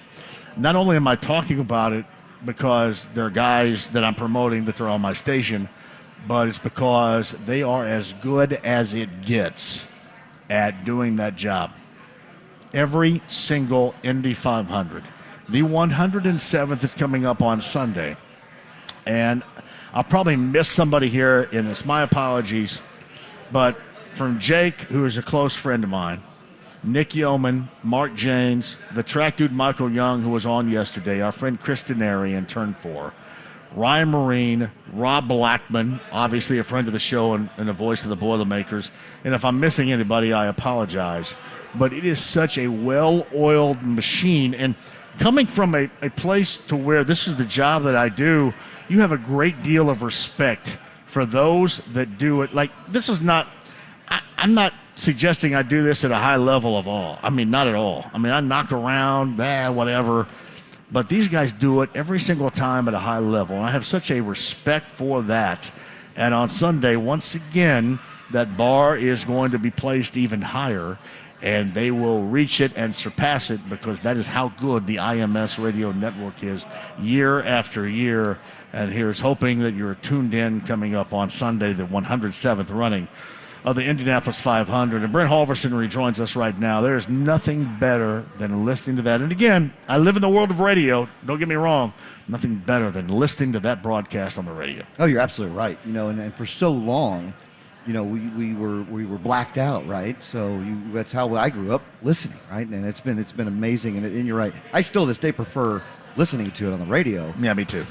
But also, and people say, well, you're just in radio. Well, no blank. I am in radio. Right. But I do enjoy as like you do. Absolutely. Yeah. I mean, there's just something to it. It just brings back some. It's such a historic event, and like we talked earlier. I mean, and you just mentioned. I mean, get a chance to talk and work with a lot of really great people. There's a lot that goes on to making something that big happen, right? So, hats off to everybody involved with the Indianapolis 500. It's a pleasure for us to be able to talk about it here in our lovely state of Indiana. So Tony Katz and I will not do it justice whatsoever beginning at 6 a.m. coming up on Sunday morning, but we will damn straight try with that pre-race show that begins at 6 a.m. here on 107.5 The Fan and 93 WIBC coming up on Sunday morning. All right, the latest from Colts camp, OTAs are going on.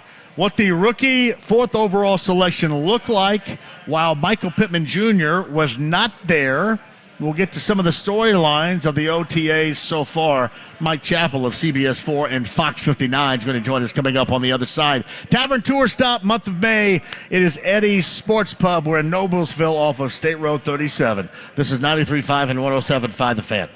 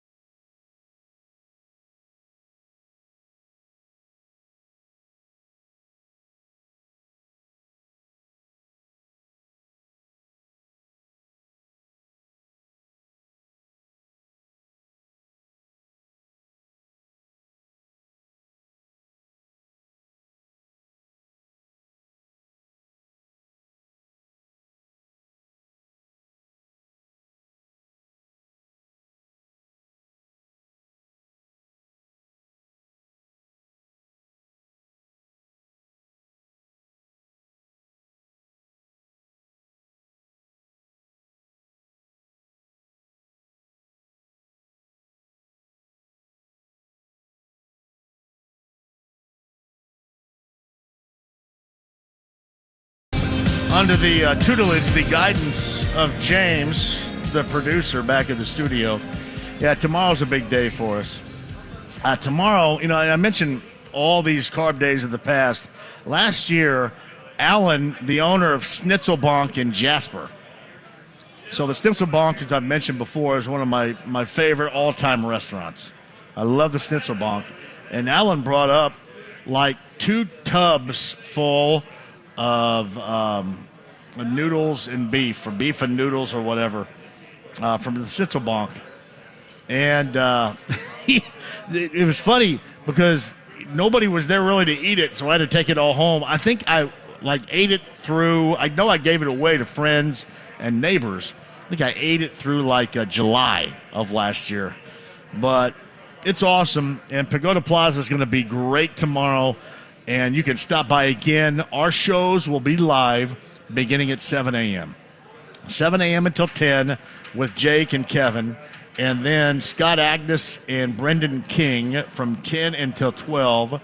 They'll do a live show and cover up the ESPN National show, which is normally there. And then Brendan King and Jimmy Cook from noon until 3. And then I'll be half in the bag by the time I start at 3 o'clock. And we'll get you going for what is going to be a fantastic carb day. The weather is going to be incredible. And great to see you, brother. Thank you very much for coming out. That will get you started to the 107th running of the Indianapolis 500.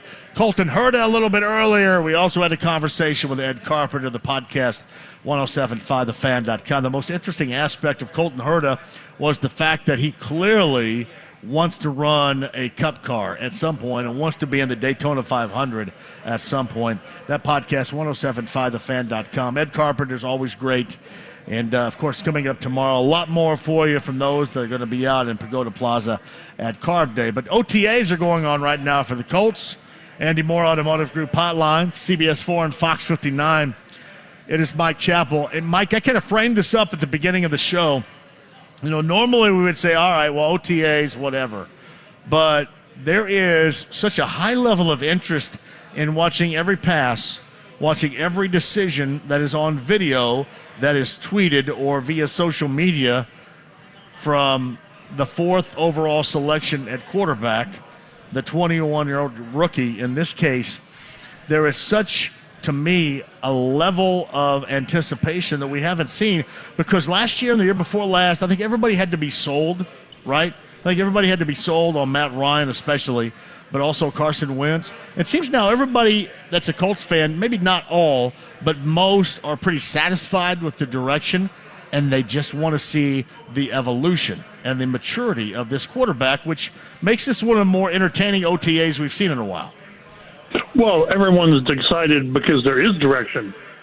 Maybe at a different level, but if this was Will Levis or C.J. Stroud, there would still be that optimism. There is something different with Richardson because there is so much of an unknown, but because of the brief, the 13 starts and what was it? I went back and looked, 390 some passes he threw in college, whatever it was. But there's that hope, and we're gonna. I'll warn people right now. We're gonna go so much overboard on dissecting this guy. Yep.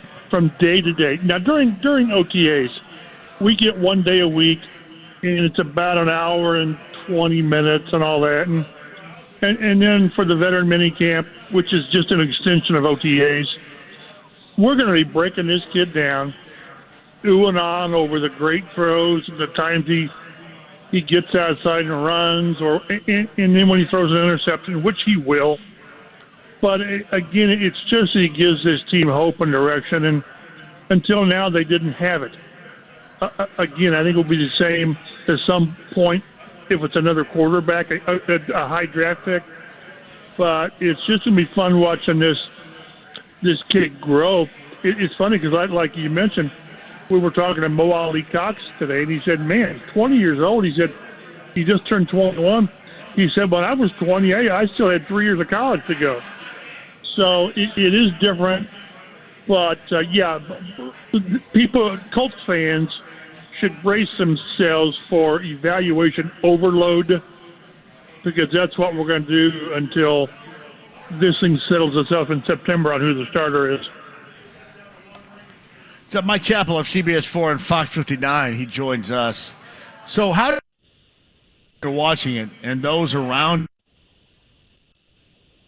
for this team forever, how do you evaluate this? What exactly are you looking for out there? I just mentioned when I asked this question of you, you're looking for kind of an evolution, kind of a step-by-step. All right, it looks like he's going to be ready. Because I look at it in terms of wanting to start the season with Anthony Richardson. How do you view what he is doing out there? Because you're right, it's overanalyzed, but it's a necessity right now because that's what Colts fans want. Yeah, I guess we're going to have to be careful on how we do analyze it. And again, I'm not taking much out of how he performs in OTAs. What's important is we've seen what they told us we were going to see. He's out there sharing first-team reps with Minshew, which that's what we expected. That's the way it should be.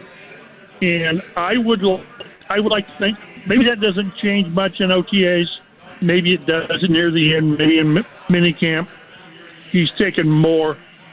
I would like to think when camp opens in late July that they sort of know what they're doing, and Richardson gets more. If it's 50-50 now, which it probably is. I mean, I saw KB had it that Richardson took a few more. I think we had 3 or 4. I think it was 3 11-on-11 sessions. But let's say it's 50-50 or 55-45.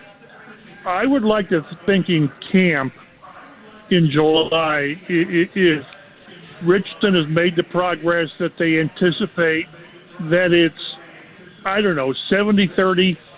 I don't know what would make sense for the rookie to be getting, because if in the back of your mind or you guys have decided that he's going to be our guy, unless he proves otherwise, he's our starter, then he's got to get more of the reps. And I think that's in training camp. I think that's when we'll see that. That'll tell us all we need to know with how they view this. They're not, if he's not ready and they don't think he's going to be ready, they're not going to give him inordinate reps to kind of force feed it if they don't believe he can do it. But I think he can. I think he will. And I think it's going to be up to him to prove that he's not ready, because I think we've talked in the past. I think it was close. And I've said before, and I still believe this, that Minshew will be more game ready September 10th. He just will be. He's been in the offense 2 years. He's played for, 4 years? And but if the rookie is close, whatever close is, I think you go with him. Stephen Holver and I were talking that maybe they start Minshew and they have occasional packages with Richardson, which would drive defenses crazy. It would. But boy, if you think he's that close to being ready and he's not going to do too many dumb rookie things, I'm not sure how you don't go with a rookie. And he makes it competitive, and he's got mistakes, but he makes plays. And as long as he doesn't tell you he's not ready by how he's performing, I think there's a good chance the guy starts. No, listen, I completely agree with you. And I've kind of framed it up this way, Mike. I have said if he doesn't start, I mean, that's going to be a topic of conversation that they don't want to have. And we'll start there. Plus, you and I have talked about this. If he doesn't start and they expect him to be starter ready during the season, how would that work? If you're not ready with this off season of preparation, how are you going to get ready during the season? That's what doesn't make sense to me. That's why he really needs to start week 1. Well, yeah, because again, as I've mentioned, is once you get into the season, you practice like 3 times in the week, getting ready for Houston or Tennessee or the Rams or whomever. And your starter has to get the reps. You just can't say, okay, these 3 sessions we're going to let the rookie. That's hard to do. It's really hard to do. In the fact that the bye week is so late, they can't. They wouldn't wait that long if Minshew starts and they make the change. Once you get to the season, it's about the next game. It's really hard, unless there's an injury. It's really hard to start getting another ready at a certain position, particularly quarterback. So, I do believe that he'll show what he needs to show, and, maybe he's not 100% ready, but he can protect himself. And by that, I mean he knows the offense, he knows protections and all that. So, but no, you and I agree with this. If he's not your starter when the season starts, first of all, it tells you they don't believe he's ready. But, boy, then it's just hard to get that guy extra reps to get him ready. So it's going to be really interesting. We're going to see so much in training camp on how they do it. And at some point near the end of camp, I would think, if he's making the progress, I think he's taking more and more of his first-team reps. And that's not a knock on Minshew at all. He could be lighting it up. I mean, absolutely lighting it up. But Richardson is here for a reason. I mean, he's the future of the franchise, one way or the other. He is. So I'm really curious how this develops. And, again, we're going to write about it because that's what we do. We make observations. But it's going to be how they view him on what he's doing internally with the offense, making the right plays, making the right reads. But I think we'll get an indication by how they handle practices in Westfield.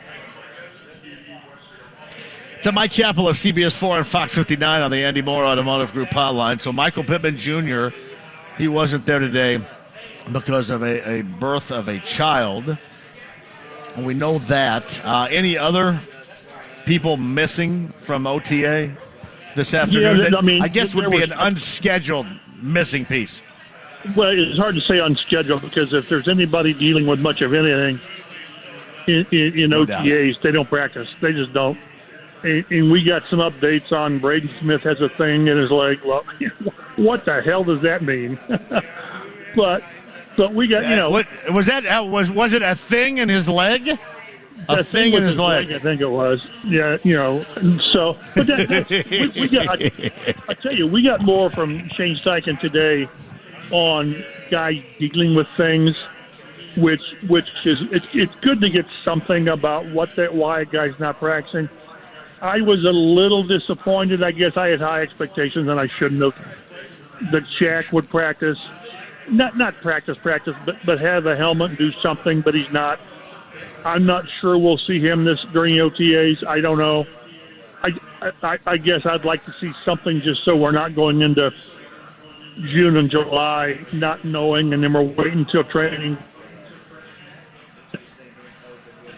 But it would ease a lot of anxieties if he does something before they break in mid-June. I'm not surprised JT's not practicing. He had that ankle surgery, so nothing really major. But Steichen mentioned that Leonard and Rigoberto Sanchez, remember, he's got tore the Achilles.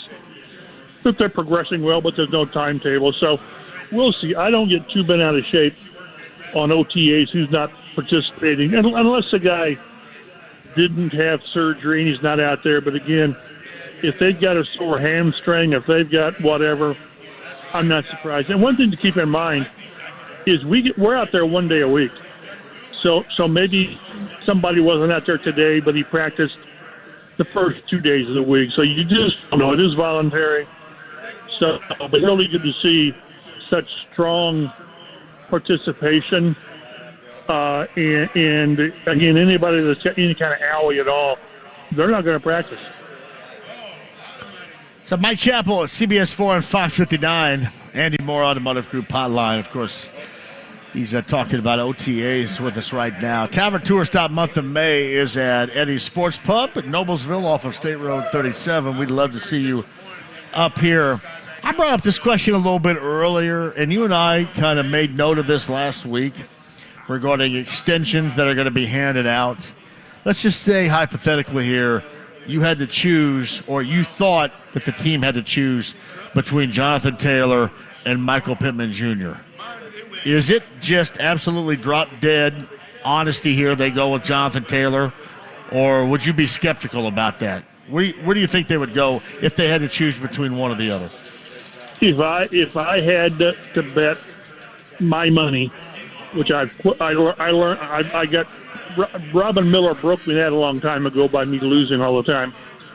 I would bet that JT would get done. If only one of them, it would be JT, because it's going to be speaking a shorter term deal for less money than what Pitt was going to cost. That's only because he's a running back, and running backs aren't getting what receivers get. And I really think they value them both. They do. Let's not gloss over that. They are high on both these guys. It's just when you're talking receiver, you're talking the $18 to $20 million range, and maybe they get them both done. I hope they do. You get good players, and you need to keep good players. You just do. It's easy to say, well, we can get better than Michael Pittman. Oh, really? I mean, it's not that easy. But if I had to guess one or the other, I'm guessing JT, just because it'll be a little bit cheaper, just cheaper, which is a relative term. Do you think that Michael Pittman Jr. Well, we'll first ask you in your opinion, but then what you believe the opinion is of Chris Ballard. Is he going to be worthy of the amount of money that he will want? That's a great question. I don't know. I mean, I thought he was impacted the most by a crappy passing game last year. He has 99 catches, and I'm telling you, it's only been like 4 or 5 times in league history that the guy's had 99 catches and not gotten 1,000 yards. It's really hard to do, and most of them are by running backs. But I thought the passing game really hurt him last year because they couldn't throw the ball down the field. But the issue is going to be is how do the Colts value him? And they value him. They do. They really do. As opposed to what Michael Pittman thinks he can get on the open market. And, maybe, as we see with a lot of players, maybe they don't get what they think they're going to get. But if he has a decent year this year, whatever decent means, he'll get some big offers on the open market because he's big, he's got decent speed, and he makes contested catches. But what are the Colts? What are their limits? And they've always had limits with players. They just do. What is their limit on re-signing their top receiver? Because if you don't re-sign him, it's going to take probably every bit of that to replace him with a free agent. You just can't keep going second-round draft picks and recycle them. You need to have guys. I mean, I keep going back to the Manning years when they had, of course, that was an aberration with Hall of Fame receivers, but they always had quality receivers, 2 and 3 deep. So that's one of the we've talked. That's going to be one of the most interesting things is how different are the Colts' views of Michael Pittman's value with Michael Pittman's view. It's going to be really fun to watch. So Mike Chappell joins us on the Andy Moore Automotive Group hotline. So how much of this has changed for Chris Ballard in your estimation?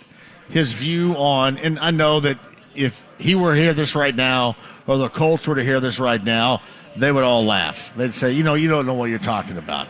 But his vision, his view of how he does look at wide receivers and wide receiver compensation now compared to the way that he used to, is that to you the same, or is it now more of a lean to recognizing that, you know what, these skill positions are incredibly valuable and we're going to have to pay up to that particular level? What's his thought? I don't know. I guess if he had a dramatic change in roster building, maybe they would have signed a veteran wide receiver, which they didn't. They didn't re-sign Paris Campbell, which wasn't even remotely a big contract. So I still think they believe that, hey, it'd be great to have Justin Jefferson, or Chase or someone like that, Stephon Diggs, but you don't have to have them. I don't necessarily agree with that, although it's not my money and my roster budget. But we're going to find out. We're going to find out. Again, that's why I think JT is an easier sell to get an extension. Agreed. I agree. Yes. And Michael Pittman, we're going to find out. And I don't know that it's going to be a dramatic philosophical change with Chris Ballard when they do Michael Pittman. It's just going to be recognized as that, boy, once again, they hit on a draft pick, and they're going to keep their own.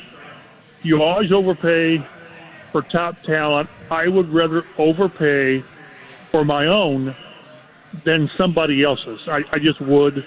And I think most of the time you're more correct to overpay for your own than you are to, open Irsay's checkbook for a free agent.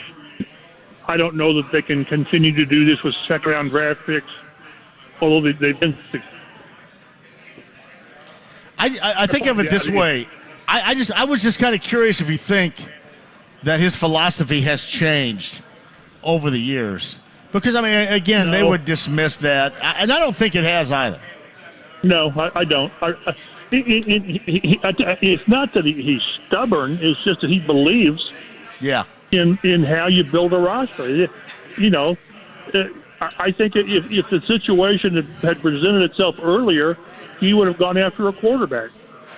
But they really weren't they certainly weren't in a position with a top 4 pick during this quarterback shuffle they've gone through.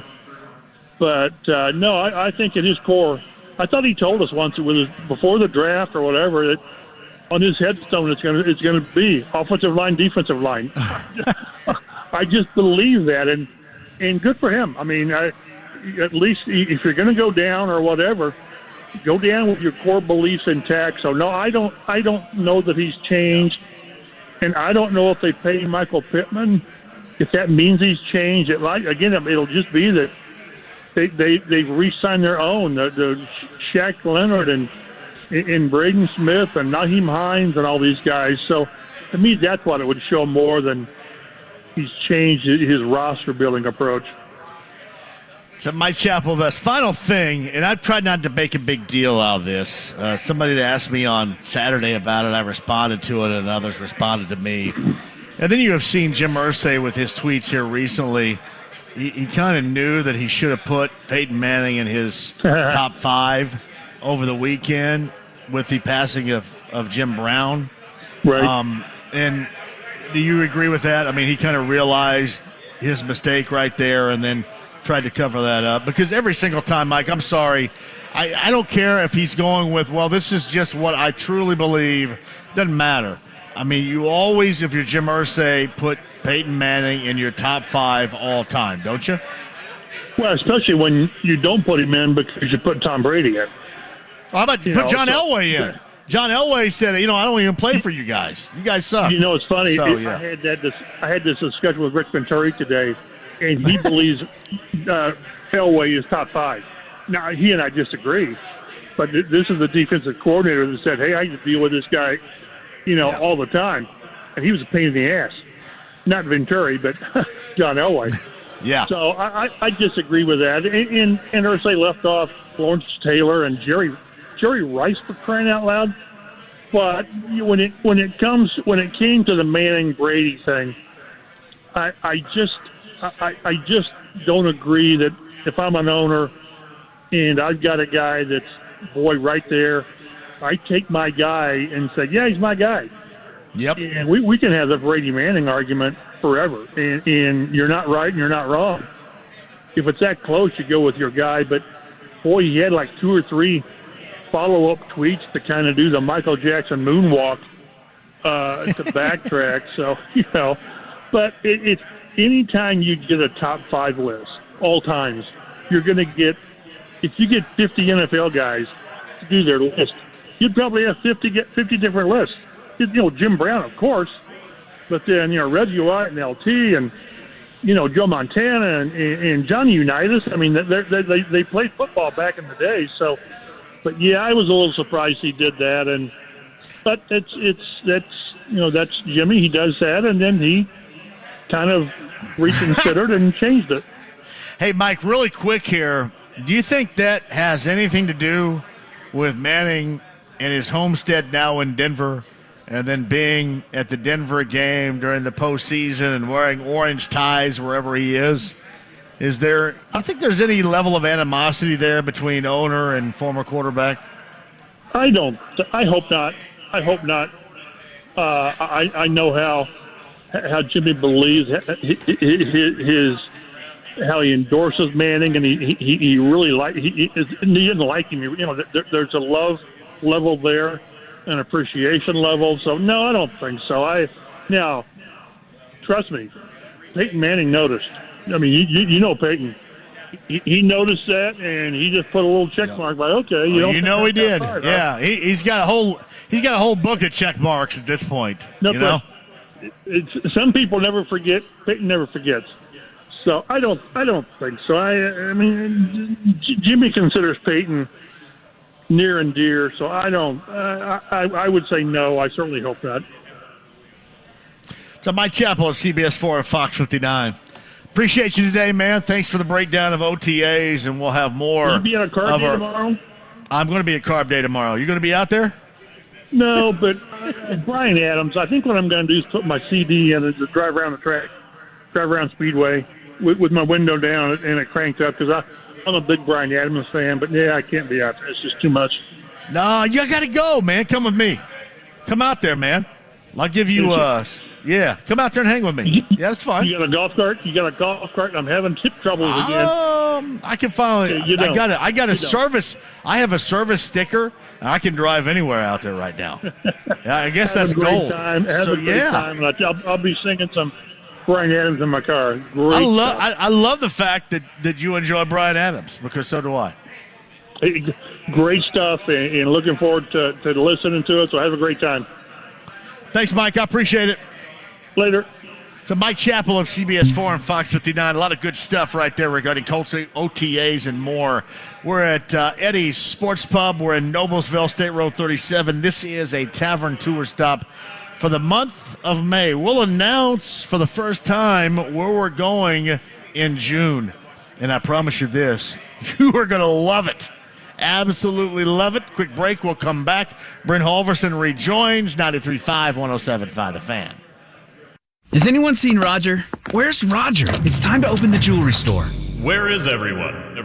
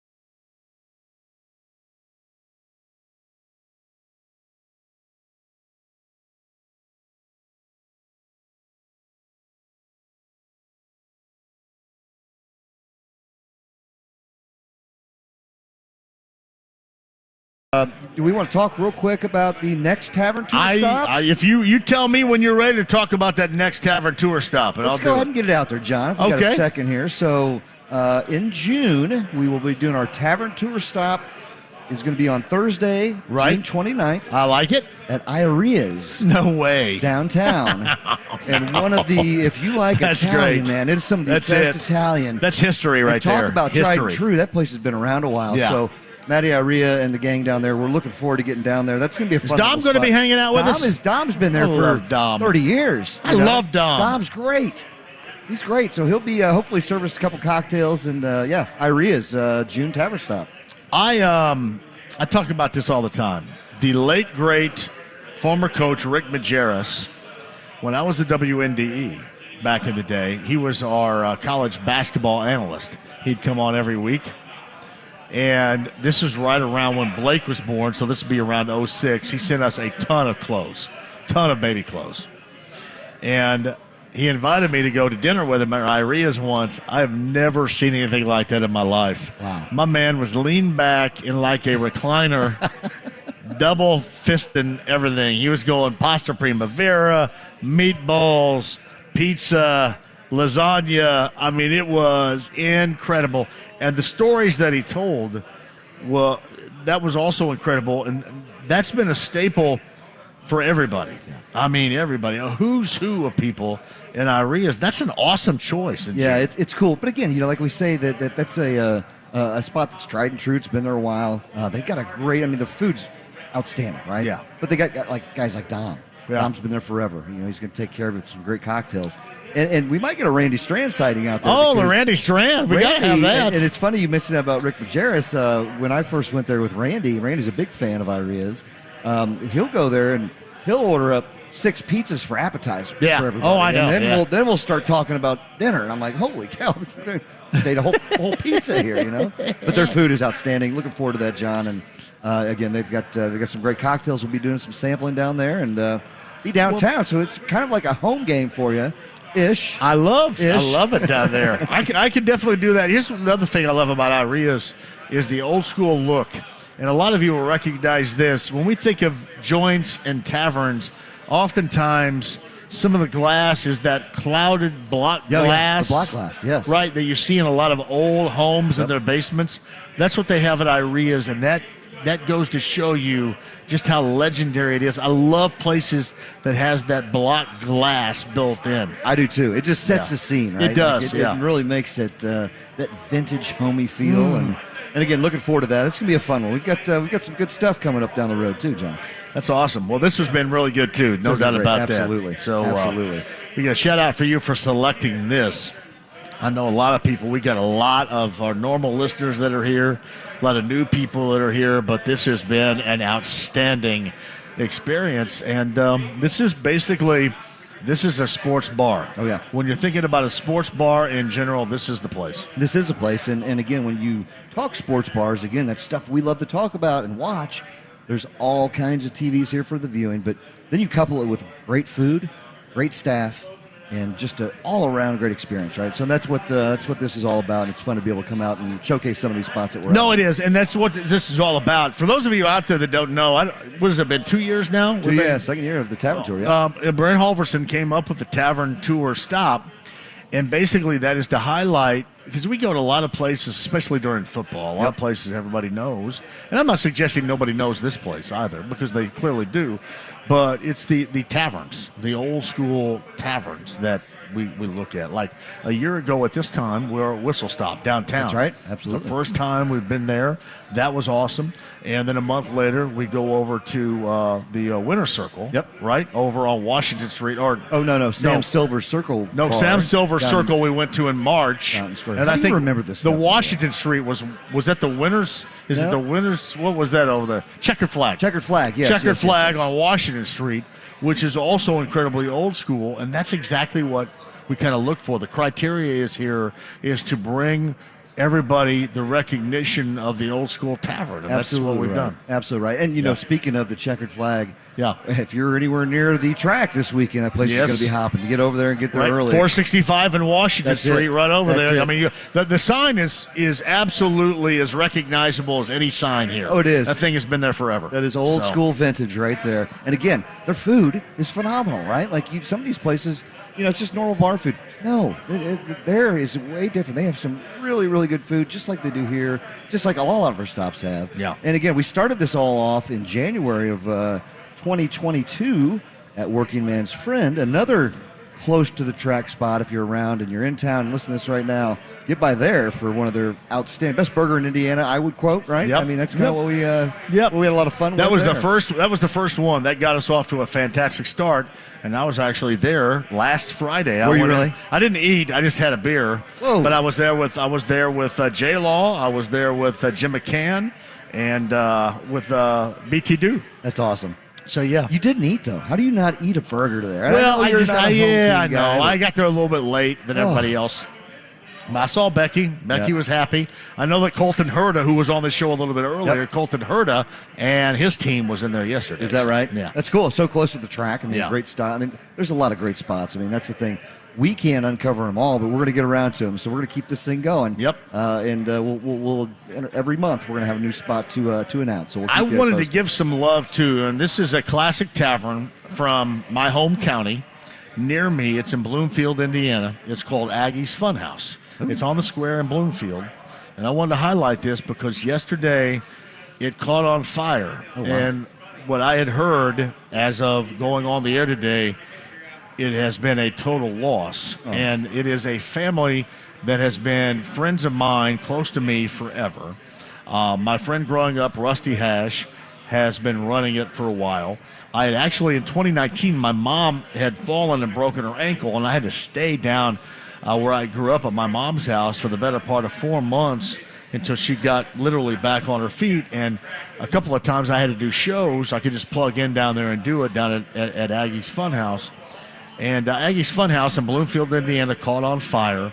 And the news that I have heard about it is not good. And I wanted to give it a shout out here because if you're talking about taverns, there is probably not a tavern in southern Indiana that is more noted and more defining than Aggie's Funhouse. And it has been legendary for eras, decades and eras of people that have been in there and enjoyed the time at Aggie's Funhouse. And I wanted to give a shout out to those, my friends of ownership, my friends that it would be near and dear to them with a fire, very unfortunate fire that happened at Aggie's Funhouse evidently yesterday. Wow, my thoughts and prayers to the entire family down there. Yes. And that's sad to hear. And, let's go ahead and hopefully. Those are the places we love, and those are the places that sometimes don't come back. No, absolutely. And that's what you hate to hear. Well, hopefully, John, it does. Hopefully it will come back. Hopefully they will kind of keep this thing going. And we'll go ahead and state it right now. If they do, as soon as they are, we'll be down there to do the show. That's it. We'll make a JMV guarantee. Yep. That if you guys rebuild, come back from this, we will do a JMV Tavern Tour stop with Brent Holverson down in Bloomfield on the square at Aggie's Funhouse. Absolutely. Because we want these places to persevere. We want these places to last forever. That's right. And the good ones, That's so many memories right there, no doubt. This is Brent Holverson right there. A couple quick reminders earlier in the show. Colton Herta joined us, that podcast, 1075thefan.com. And we also heard from Ed Carpenter of Ed Carpenter Racing, of course, about his team, both Connor Daly and Renus VK, and his chances, what he likes, what he doesn't like about going into the weekend. Podcast with both 1075thefan.com. OTAs ongoing with the Colts. Mike Chappell was pretty good in diagramming exactly what I talked about at the outset of the show. You are going to get hit over the head, inundated with a lot of practice talk with the Colts. But it makes sense because it's about the evolution, the growth of the rookie 21-year-old quarterback that you're looking for here. And again, it's a sign that everybody has been sold on now the path in which they are going. Not lip service that was given a year ago or lip service that was given 2 years ago, but it's about the path where they're on right now and about their quarterback, Anthony Richardson, being ready, hopefully, for week number 1. Mike Chappell, 107.5, thefan.com. I mentioned, too, game number 5 of the Eastern Conference Finals later on tonight. Boston at home probably will push this to a game number 6 down in Miami on Saturday. Boston survives down in Miami and pushes it to the game 5 in Boston tonight. So you got the Celtics and the Heat in the Eastern Conference Finals coming up later on this evening. It's kind of interesting, too, given the fact that Shaquille O'Neal is going to be Shaq Diesel or DJ Diesel in the Snake Pit coming up on Sunday. He's got tonight in Boston, and then I think more than likely Boston wins tonight, so you've got Saturday night in Miami, and then here coming up on Sunday morning at IMS for the Snake Pit. So that is DJ Diesel with Cascade and others in the Snake Pit. Quick break. We shall return for a final time with you. This Tavern Tour stop in May. Been outstanding here in Noblesville, State Road 37. It is Eddy's Sports Pub, Heaven Hill Distillery, Brent Holverson, and more. More from Jake Query out at Speedway at the Kroger location as well coming up, too. It's 93.5.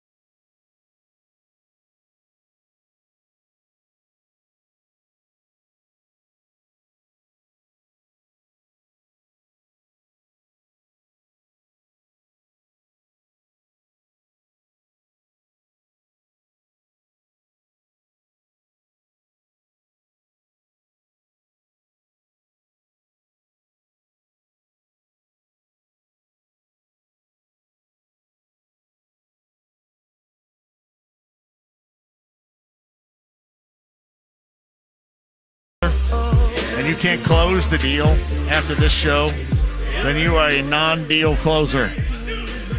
Jodeci, Drew Hill, SWV. I don't know if a softball can be slower pitched to you than that one is right there. That's what that's all about. I mean, Jodeci back in the 90s, that was a deal closer.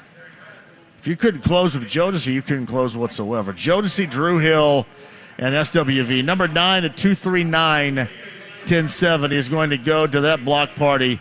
The TCU Amphitheater, if you've not been to the TCU Amphitheater, it is an outstanding venue downtown. They have redone it over the past couple of years. You will love it.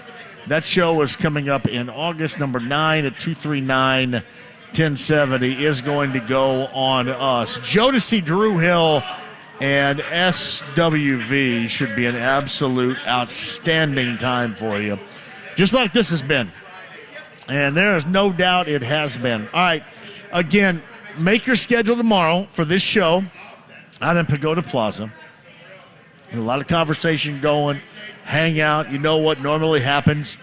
Now, I know back there both Graham and James will have to have their finger on the delay button because oftentimes you get some distant F-bombs that are lobbed my direction. But that's just what Carb Day is all about. And here at The Fan, 93.5 and 107.5 The Fan, we've got you covered all day long, beginning at 7 a.m. That is Jake Query and Kevin Bowen, 7 until 10. And then normally they make that transition, right, to Mike Greenberg, who about 35% of the time is actually on the show. But they will cover that up, and smartly so, with local content featuring Brendan King and Scott Agnes from 10 until noon tomorrow, and then Brendan King and Jimmy Cook from noon until 3. I go from 3 until whenever. Remember the Pyramid tomorrow on our stage. Remember, we've got the Jell-O shots coming from Nicole and Harley D.